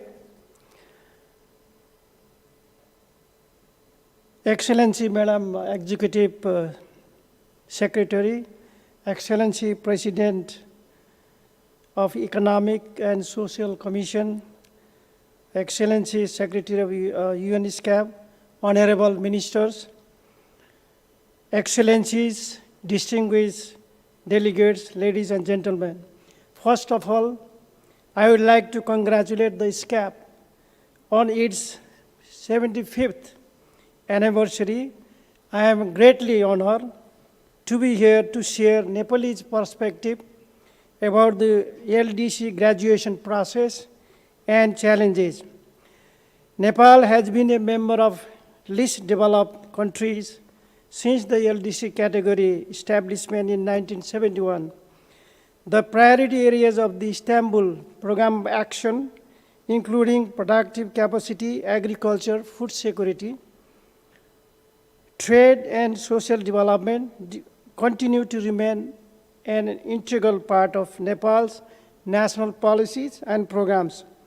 The recently adopted Doha Program of Action has crafted out future direction towards sustainable development.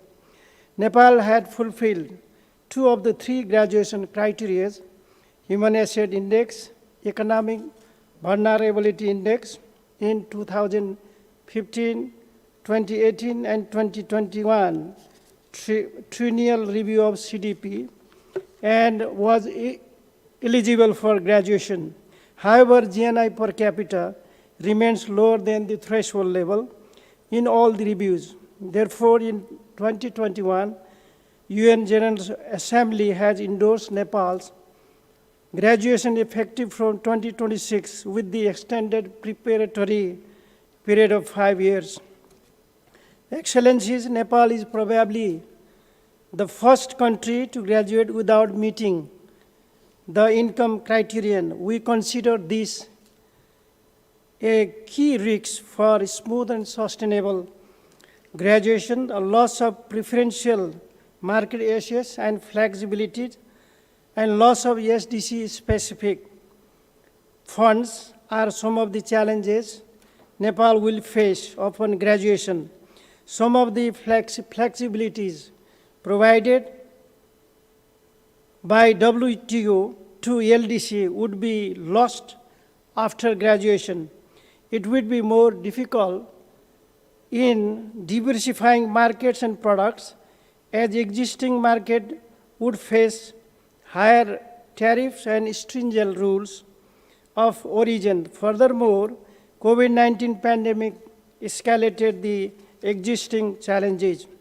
The pandemic has had adverse impact on the lives of people and socio-economic condition of the country. In Nepal, tourism, transport, manufacturing, education, construction, trade, and supply sectors have been severely affected. In addition, production of goods and services, supply chain, and service delivery have been disrupted. With free existing vulnerabilities in many critical areas, such as landlockedness, natural disaster, deepening climatic crisis, pandemic has increased the likelihood of aggravating the risks and vulnerabilities that could affect the aspiration of graduation from the LDC status. Although the pandemic affected all major socioeconomic front of the country, government is committed to a meaningful, smooth, sustainable, and irreversible graduation. Nepal has been preparing LDC graduation strategy, which will craft the future direction towards sustainable graduation and international support measures required for developed world. The government of Nepal emphasizes on the use of domestic natural resources management and focuses on identifying comparative and competitive advantage on indigenous products of increasing export. Furthermore, an added emphasis given to using domestic funds through internal revenue mobilization, enhancing the productivity of agriculture, and utilizing human resources is another emphasis. Along with increasing its capital expenditure, the government of Nepal focuses on productive capacities through both public and private sector and to achieve multiplier effects of employment creation and economic growth. Excellencies, during and after the transition phase, Nepal will require generous support from international community on economic and social fronts. International support measures will be required for productive transformation, safeguarding the economic activities, and financing huge gaps for achieving SDG goals. During the post-graduation period, preferential market access needs to be continued to promote international trade and increase exports. A comprehensive effort is required for graduating countries like Nepal to expand regional trading opportunities with improved connectivity. In some cases, customs and transport procedural reforms are important, while investment will be needed in physical infrastructure in other instances. Excellencies, distinguished delegates, this is a crucial period in time.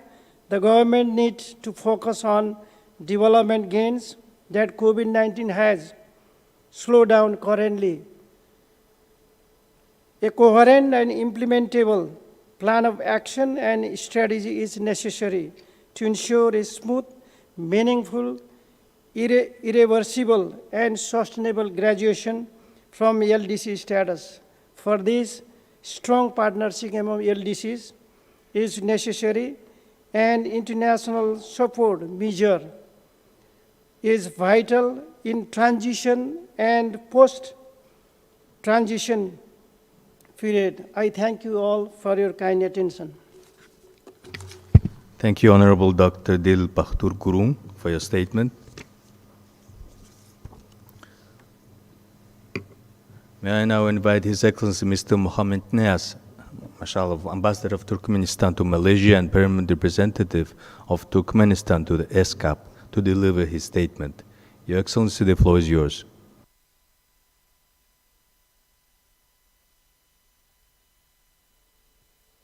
Thank you.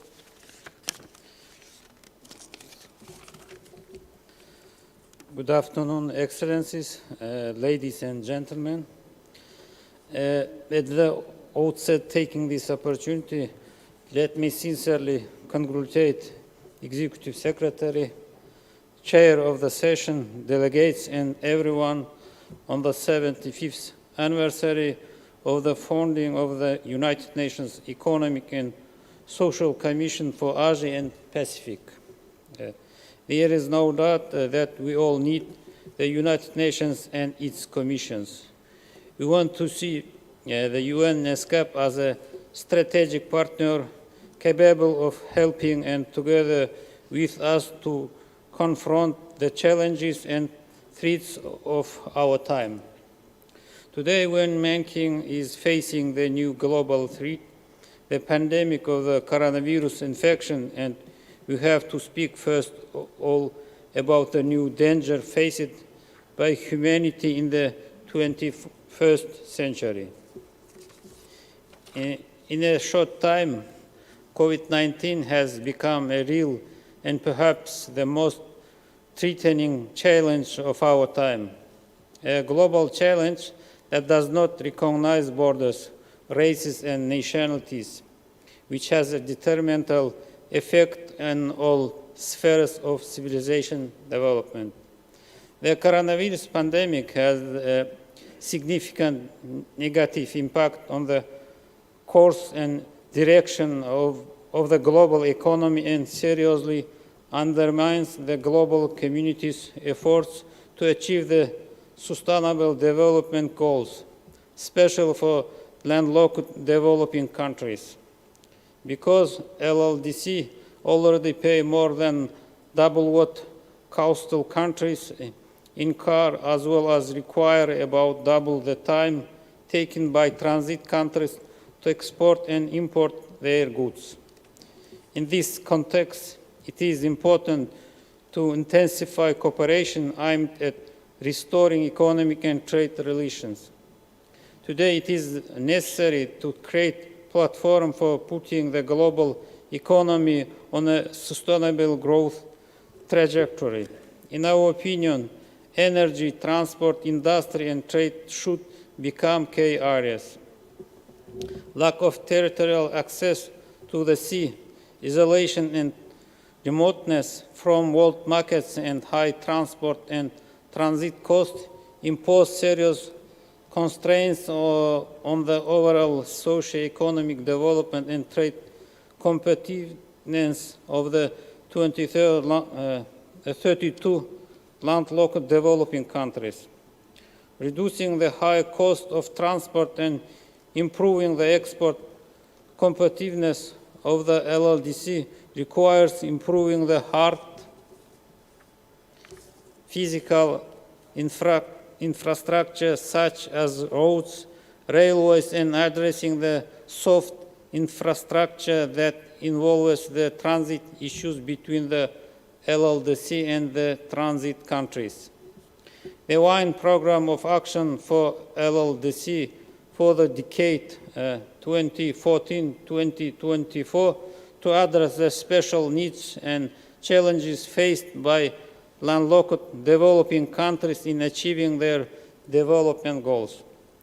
With regard to transport infrastructure development, the WINE Program of Action reiterates the importance of physical infrastructure in reducing trade costs and stresses the importance of the development and maintenance of transport infrastructure, including corridors in both LLDC and transit countries. I would like to draw attention to one of the important aspects of the landlocked developing countries, the development of transport systems. Turkmenistan is actively promoting transport initiatives at the UN. We initiated and adopted 4 UN resolutions on transport. During the pandemic, Turkmenistan ensured the smooth passage of vital container traffic through the country's road, rail, and sea routes from Asia to Europe. Only in August of 2020, Turkmenistan acceded to 6 United Nations Transport Conventions. The first Global Sustainable Transport Conference was held in November 2016 in Ashgabat, Turkmenistan and the outcome. The Ashgabat Statement on Commitments and Policy Recommendations notes the importance of addressing the special needs of LLDC by the establishing and promoting efficient transport system and link them to international markets. By developing, upgrading, and maintaining all modes of transport infrastructure.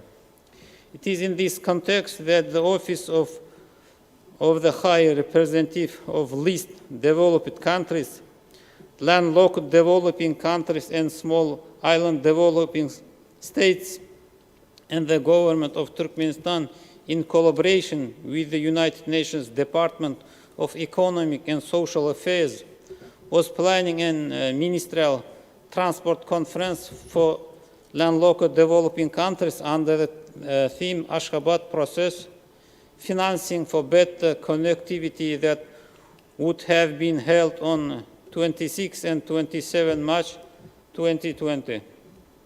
However, to the development in the outbreak of the COVID-19 virus, the government of Turkmenistan, with the agreement of UNOHR LLC, decided to postpone the above-mentioned conference. Further information about the date of the conference will be informed properly. To the end, we hope and believe that only unity and solidarity can overcome and defeat it and allow mankind to become renewed, wiser, more responsibly, and foreseen it after this battle. Thank you very much for attention. Thank you, Your Excellency, for your statement. I'm pleased now to invite speakers from international organizations to share insights on how the implementation of the Vienna Program of Action can be accelerated, and on how Asia-Pacific countries with special needs can leverage regional and subregional cooperation in financing a sustainable recovery. First, I would like to invite Mr. Dulku Demtungot, Executive Director of the International Think Tank for Landlocked Developing Countries, to deliver his statement. Mr. Dulku, the floor is yours. Thank you, Your Excellency, Chairman. Your Excellency, Mr. Colin Kalapile, Your Excellency, Ms. Armida Salsia, Aziz Jabana, Honorable Ministers, Your Excellencies, distinguished delegates, and ladies and gentlemen. First of all, I would like to sincerely congratulate for the 75th anniversary of the United Nations Economic and Social Commission for Asia and Pacific region.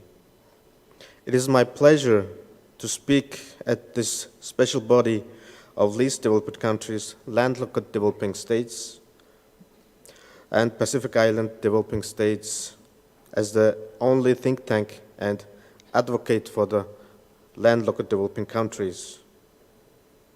As all of us know that the Vienna Program of Action for the decade 2014 to 2024 is centered upon addressing the challenges faced by LLDCs and aims to contribute to the eradication of poverty stemming from their landlockedness through the implementation of specific actions related to certain priority areas. Accelerating this implementation of these priority areas of the Vienna Program of Action is more crucial at this time. Last year, we conducted the joint study on impact of COVID-19 and responses in landlocked developing countries, jointly with the United Nations OHR LLS and United Nations country offices in the landlocked developing countries. The impact of the pandemic on landlocked developing countries has been distinct.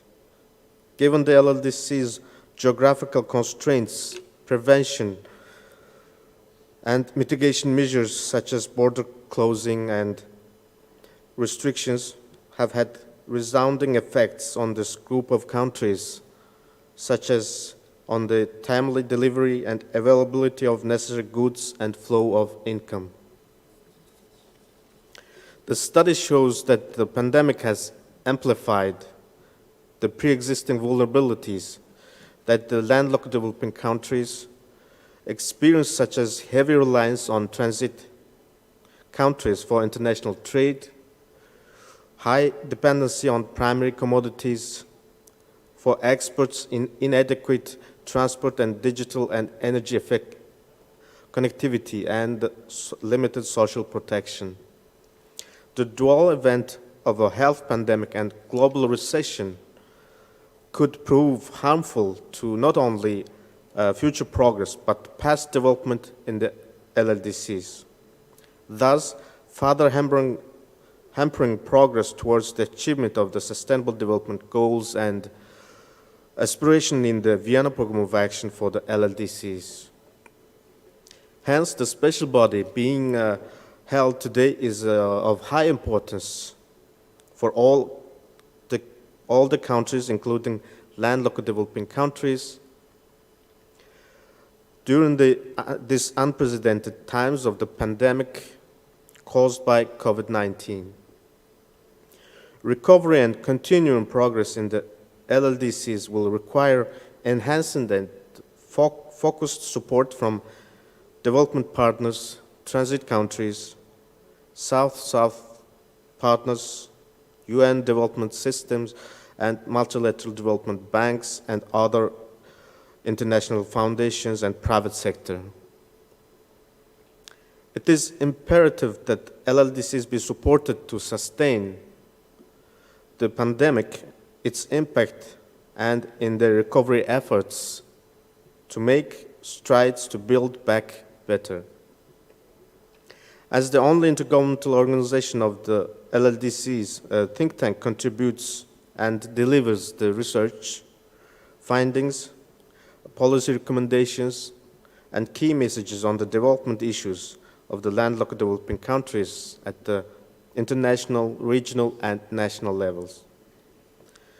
Today, after this session, the ITT is organizing the side event titled Connectivity for All, in collaboration with the permanent mission of Mongolia to the United Nations, ESCAP, and UNOHRLLS.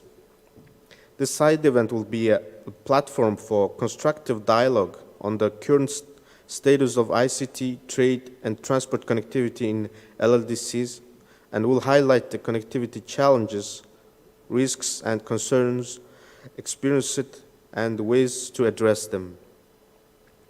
The event will also identify ways forward to tackle the impact of COVID-19 pandemic impacts and ensure smooth and better recovery for the LLDCs, including enhanced partnerships and South-South cooperation to facilitate the achievement of the SDGs and Vienna Programme of Action. And I have the honor to invite Your Excellencies to this side event. As I conclude my statement, I would like to highlight the recommendations that are urgent in nature and should be given priority by the governments and development partners. Number one, intensify regional cooperation and ensure that the trade and transport corridors remain open with health, safety precautions to ensure the uninterrupted flow of goods and services.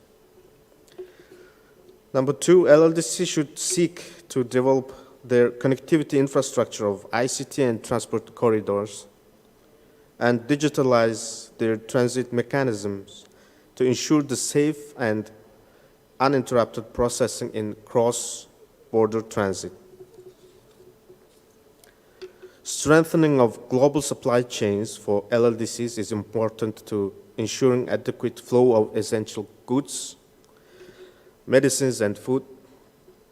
LLDCs are not left behind on access to vaccines. LLDCs should aim to sustain their populations and their survival by extending and increasing social protection programs to ensure that women, elderly, and disabled, and children are disproportionately affected by COVID-19's impacts with the support of the international community. LLDCs must ensure that education is uninterrupted during the pandemic and should seek to implement distanced learning methods that stop children from dropping out of schools and into labor. LLDCs and development partners must enhance partnerships and programs to ensure that the number of food insecure people does not increase and that development gains in these fields are not reversed. I want to take a moment to highlight the importance of the International Think Tank for Landlocked Developing Countries as the only intergovernmental organization of the group of LLDCs at the United Nations, and call on all participants to utilize the ITT efficiently as a platform for knowledge sharing, a deepening collaboration, generating knowledge, and developing the analytical tools to overcome our common challenges. Again, I would like to express my sincere appreciation to you all, especially the United Nations ESCAP for organizing this event, and the long-term continued support towards LLDCs and its think tank. Finally, I wish you all the fruitful deliberation in this meeting, and thank you for your attention. Thank you, Mr. Dulgong, for your compelling remarks. Next, I invite Conference Room Officer to play the video of Mr. Woo Chong-un, Managing Director of Asian Development Bank. Distinguished participants, ladies and gentlemen, thank you for the opportunity to share ADB's experience on this important topic. Over the past 2 years, the Sustainable Development Goals have indeed suffered major setbacks, which are being felt most keenly in least developed countries, landlocked developing countries, and Pacific Island developing states. They face a wide range of structural and climate change-driven fragilities at the best times, and we are already falling behind on the SDGs prior to the pandemic. To help these countries achieve the SDGs, 2 prerequisites will be critical. First, policy measures will have to be swift, comprehensive, and well-coordinated across all tiers of the government. This is extremely critical to meet SDGs targets, including localizing SDGs. Second, these countries will need to augment spending on the SDGs. This is a tall order given their narrow economic base and limited physical space, especially at the local levels. Fundamentally, they need our help in mobilizing resources and in developing more innovative and flexible financing instruments and modalities. In 2021, ADB adopted a fragile and conflict-affected situations and small island developing states approach and updated the regional Pacific approach. These approaches apply in-depth, context-specific analytics, adopt country-differentiated tailored processes and procedures, and develop capacity, institutional strength, and resilience for the long term. On revenue mobilization, ADB established last year the Asia-Pacific Tax Hub, which provides an inclusive platform for promoting strategic policy dialogue, improving knowledge sharing, and strengthening coordination on tax policy and administration. ADB has also been managing a multi-partner domestic resource mobilization trust fund to share good practices and strengthen tax policy and tax implementation capacity in our developing member countries. ADB also supports the development of customized financing instruments. We are leveraging our concessional resources, including the Asian Development Fund and the Technical Assistance Fund, to support our developing member countries. Under the current Asian Development Fund cycle, we have introduced an economic vulnerability premium for the small islands developing states, which provides additional tailored support. We also help mobilize and access climate adaptation finance from multilateral funds, such as the Climate Investment Funds, Global Environment Facility, and Green Climate Fund. We have been catalyzing green and social finance by providing blended finance, credit enhancement, and loan guarantees. We also help develop thematic funds, which enable results-based private finance to participate in development programs. I once again thank the ESCAP for organizing this session and enjoin all development partners to continue supporting least developed countries, landlocked developing countries, and Pacific Island developing states. I now open the floor for brief country interventions and would like to request speakers to limit their intervention to 2 minutes only. Would any other delegations like to take the floor?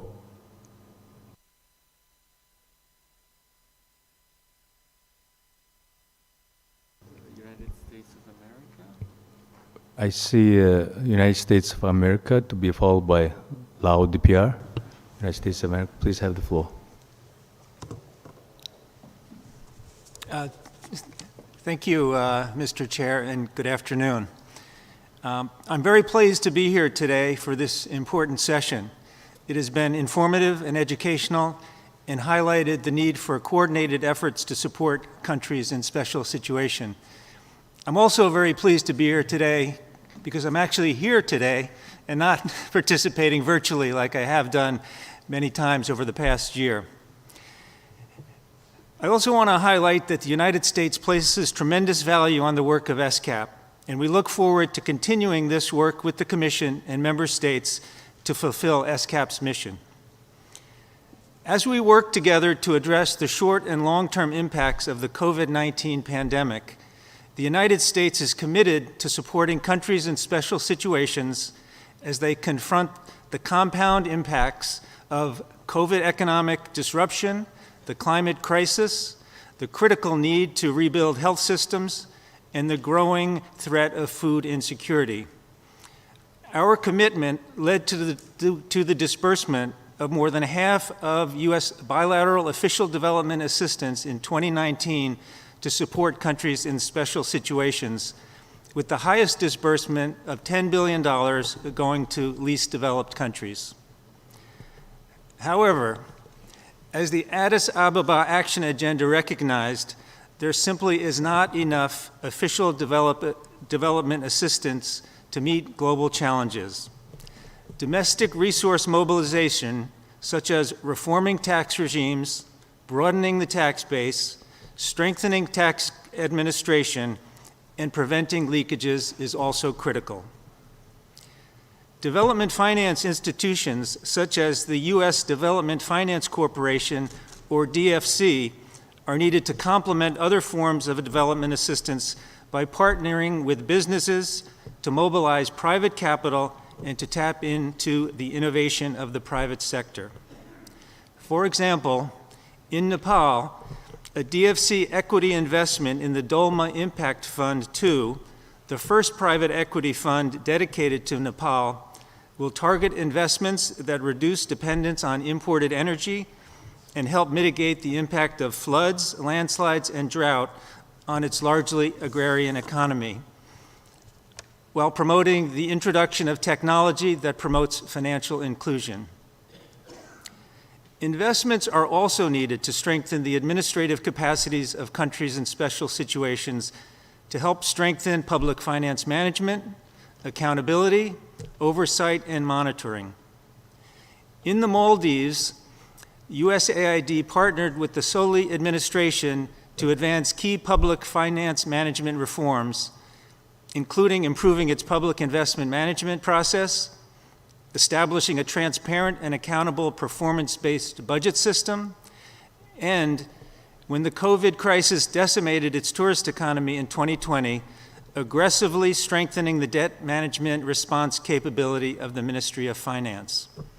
For example, a team from USAID advisors helped the Ministry of Finance to develop a credible public medium-term debt strategy in the fall of 2020 and designed and launched in 2021 a $500 million international Islamic bond to restore the central bank's foreign exchange liquidity, obtain an upgrade in the Maldives sovereign credit rating, and forestall the risk of default.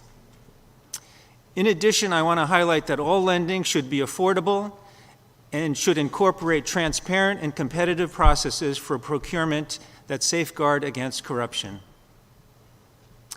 The United States is proud to be a leader in partnering with all developing countries in a transparent and sustainable manner, and we remain committed to our partnerships with countries in special situations to ensure the most vulnerable are not left behind.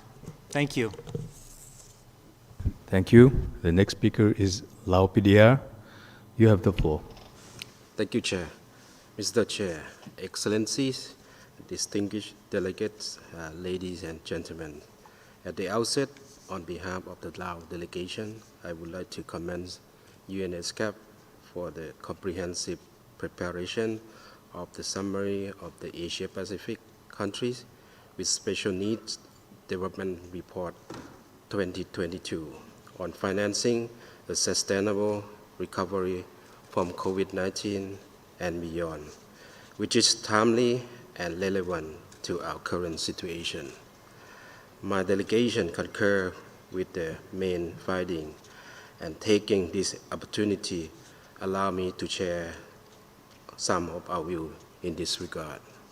Mr. Chair, Lao PDR has been recommended to graduate from LDC category in 2026.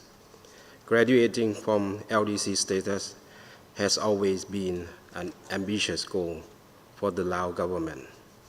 Toward this end, since the early 2000s, our national socio-economic development plans have outlined specific targets toward achieving this objective, taking into account the specific development situation emerged in each period.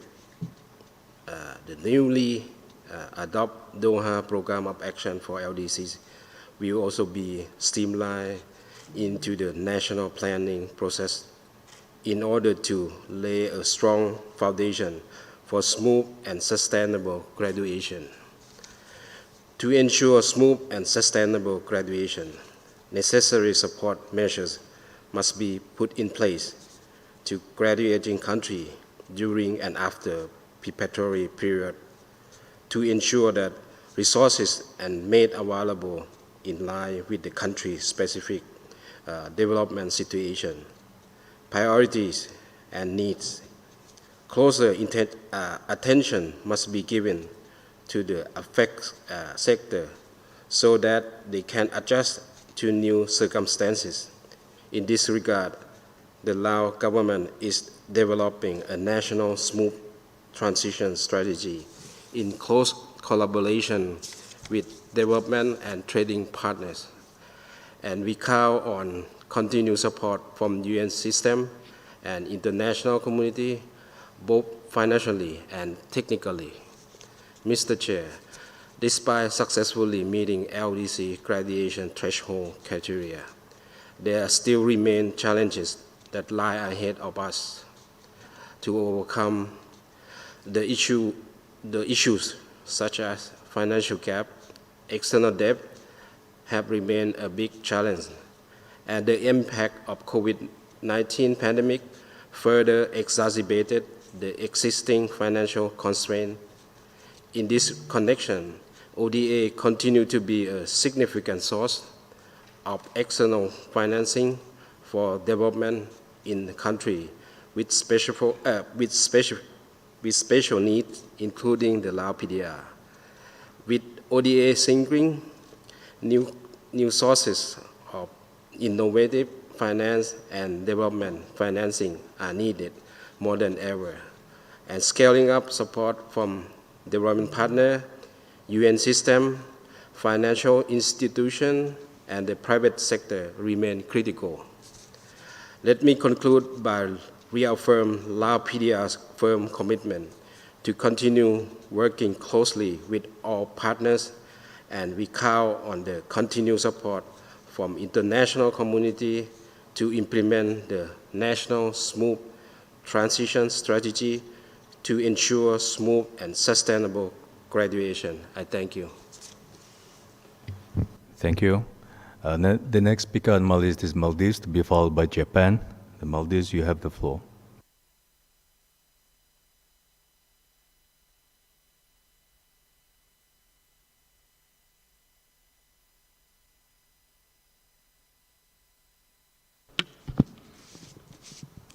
Thank you, Chair. Good afternoon, Excellencies, colleagues, and distinguished delegates.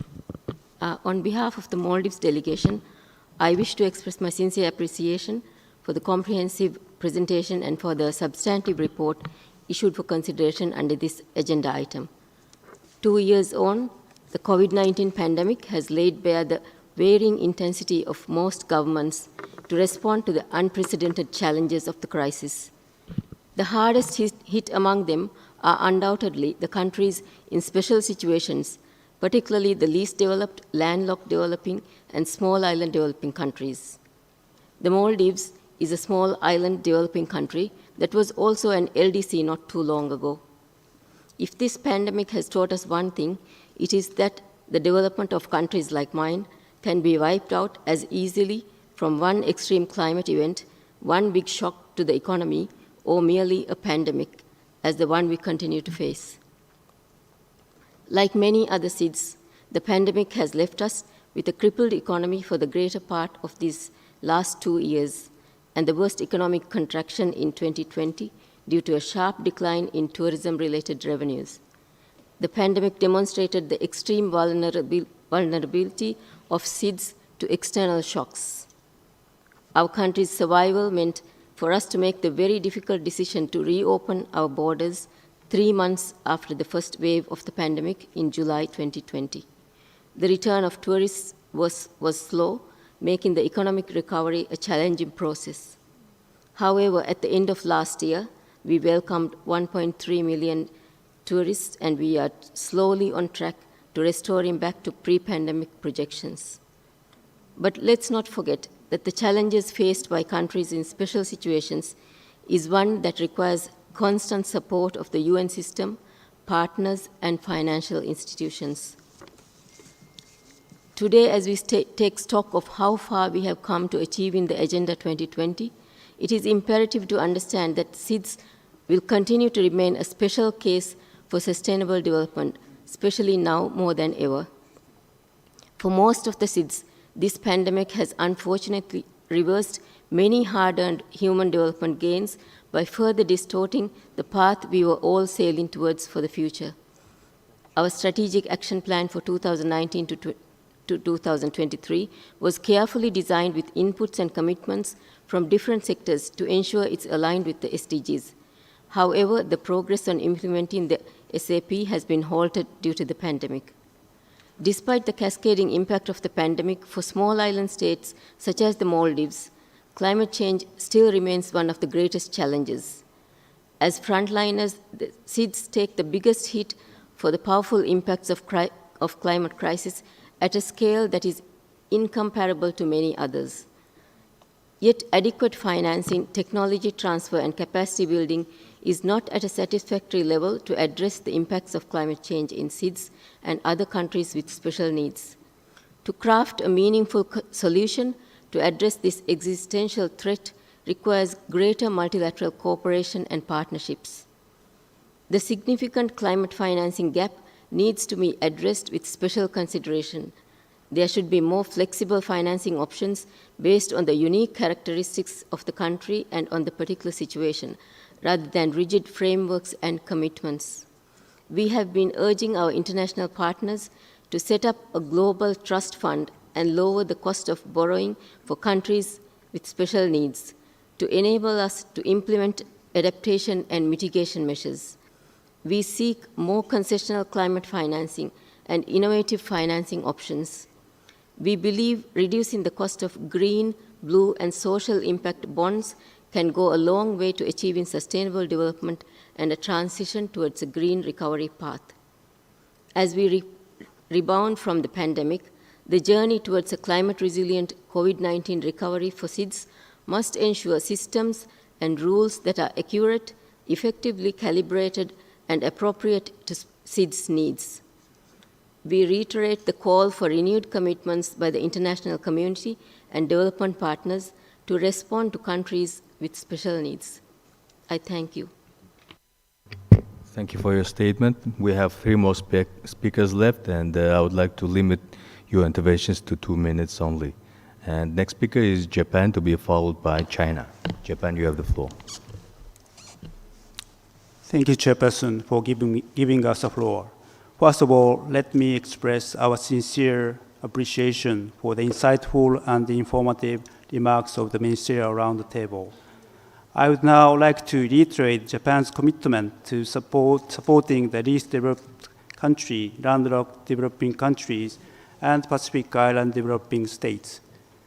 Japan is willing to play an active role in the 5th UN Conference on Least Developed countries in 2023, the 3rd Conference on Landlocked Developed Country in 2024, and the 4th Conference on Small Island Developing States in 2024. Today, due to limited time, our intervention will be focused on Japan's latest action in the Pacific Island country as part of Japan's assistance to the least developed countries, landlocked developing country, and Pacific Island development states. First, regarding our support to contain the spread of COVID-19, Japan will provide up to $1.5 billion to COVAX facility for equitable access of developing countries to COVID-19 vaccines. Japan has provided Kiribati, Samoa, Solomons, Tonga, and Fiji with approximately 340,000 doses of vaccine via COVAX facility. In addition, Japan is contributing to the strengthening of health and medical care system throughout the Pacific region by providing health and medical equipment, establishing cold chains to deliver vaccine. Second, concerning the enhanced digitalization, which the summary report of ESCAP report on this topic. In the Asia-Pacific region, there are more than 2 billion people who are unable to use the internet due to weak infrastructure and limited financial resources. In the Asian region and the Pacific Island country, Japan has been supporting the development of low-cost, high-speed internet access environment in remote islands and remote areas. On December 12, 2021, Japan, United States, Australia, and Federated States of Micronesia, Kiribati, and Nauru issued a joint media statement on improving East Micronesia telecommunication connectivity. By providing funding to build a new undersea cable, this project, in close coordination with the World Bank and Asian Development Bank ADB, will support increased economic growth, drive development opportunity, and help to improve living standards as the region recovers from the severe impacts of COVID-19. Japan will continue to support the development of quality infrastructure in the Indo-Pacific region in order to realize a free and open Indo-Pacific. Needless to say, our strong commitment to no one is left behind. Thank you very much. Thank you, Japan, for your statement. Next on my list is China, to be followed by Thailand. China, you have the floor.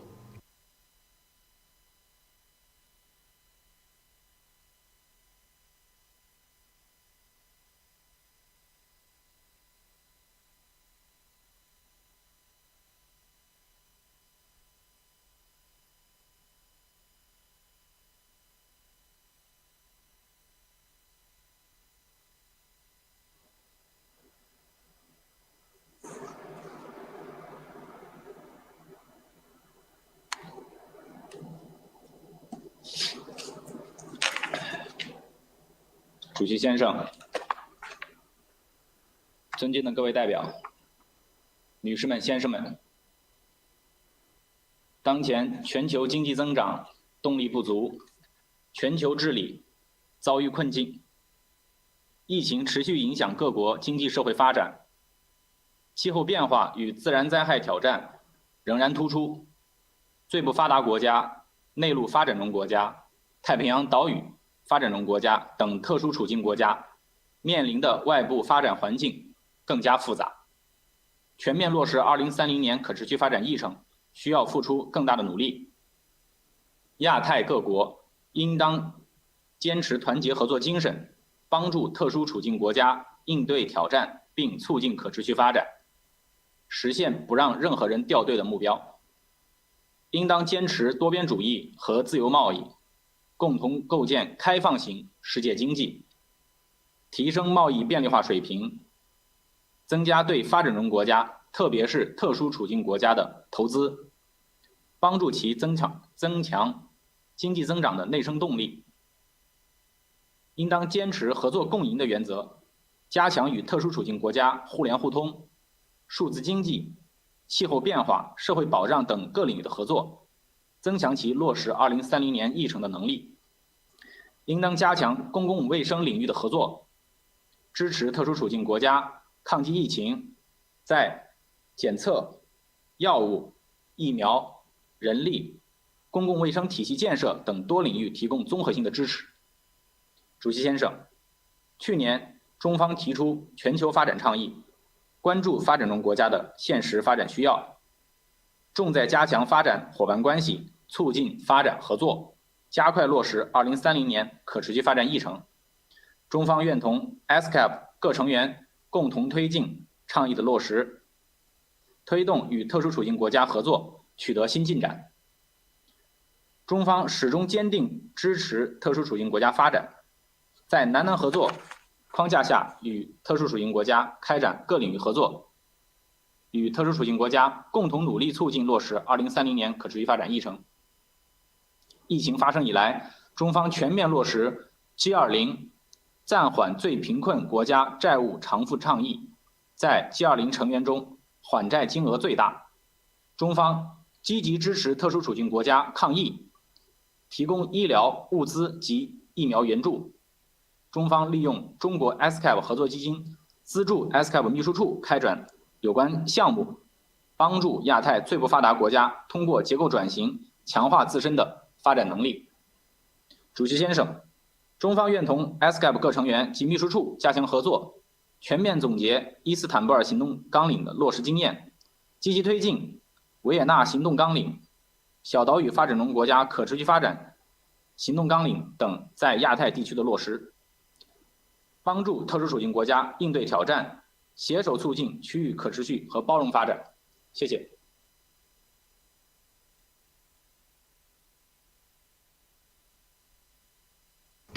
Thank you, Chairman, for your statement. The next speaker is Thailand. Thailand, you have the floor.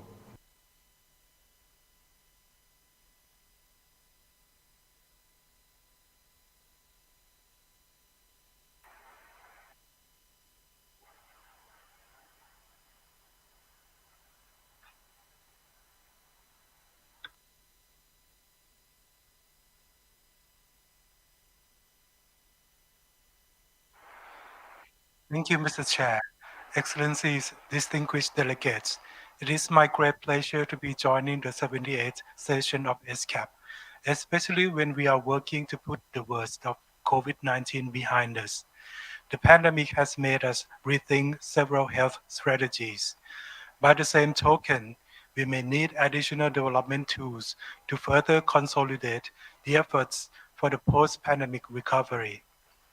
Thailand reaffirms our commitment to work with development partners from LDCs, LLDCs, and Pacific Island developing states to strengthen cooperation through existing mechanisms to create transformative change towards sustainable development. We also seek to extend such mechanisms through innovative platforms of South-South and triangular cooperation, as well as multi-stakeholder partnerships to further respond to development priorities of our partner countries. Social and economic recovery is important for countries to get back on track for SDGs attainment. In this regard, Thailand focuses on development cooperation in 4 security areas, namely health security, job security, food security, and energy and environmental security. We have shared our experiences and proven development approach based on sufficiency economy philosophy, or SEP, which puts people at the center of development for sustainability at both community and individual levels. We have partnered with LDCs, LLDCs, and Pacific Island developing states, which make up the majority of countries where Thailand has implemented SEP for SDGs-related projects. During 2018 to 2020, Thailand provided more than 4,000 scholarships and over 100 development projects to these partner countries.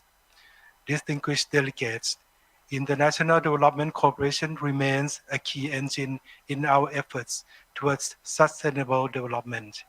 In this regard, Thailand will co-host the Global South-South Development Expo 2022, or GSSD Expo 2022, in collaboration with ESCAP and the United Nations Office for South-South Cooperation from 12 to 14 September this year in Bangkok. The GSSD Expo is another strong platform to exchange experiences and best practices in development cooperation. We firmly believe that countries including LDCs, LLDCs, and Pacific Island developing states will gain benefits from this global event. And we look forward to welcoming you all to Thailand in September. Thank you very much. Thank you, Thailand, for your statement. This concludes our discussions on the agenda item 3. And just before we proceed with the break, may I call the Secretary of the Commission to make an announcement? Thank you, Chair. I would like to remind all delegates that the second round of balloting for the elections of the Governing Council of the Statistical Institute for Asia and the Pacific will take place tomorrow, Thursday, 26th of May, simultaneously in 3 locations. In Bangkok, at the Conference Room 4, Level 1, from 9:30 to 11 hours. In Suva, at the ESCAP Subregional Office for the Pacific, from 14:30 to 1600 hours. And in Beijing, at the UN compound, from 10:30 to 12 hours noon.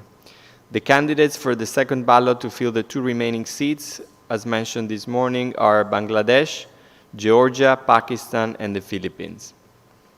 I now turn to the evaluation of the session. As mandated by the Commission, the Secretariat provides delegations with the opportunity to assess the results and quality of the session through a feedback questionnaire. In this connection, we'd like to request each participant to complete a brief online survey through the link available on the Commission webpage under Overview tab. You will also see a signage at the entrance of this conference room providing the link to the survey and the QR code. The same information has also been provided to your delegation through the liaison officers. Your feedback will help improve the quality of our services and the support to the delegations. Thank you for finding the time to provide us with your most valuable feedback. I would also like to remind delegates that this afternoon, right after we adjourn the meeting, there will be 2 side events as follows. Achieving the SDGs in Current Reality, Practices from Russia, Part 2, organized by the United Nations Association of Russia, starting at 16:15 hours in Conference Room 3.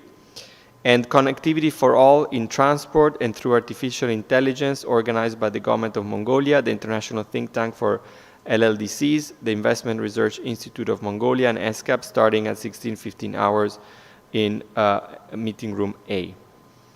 In light of the physical distancing requirements of COVID-19, limited seats are available, but all these meetings are held also in a hybrid format, so participants can also join online.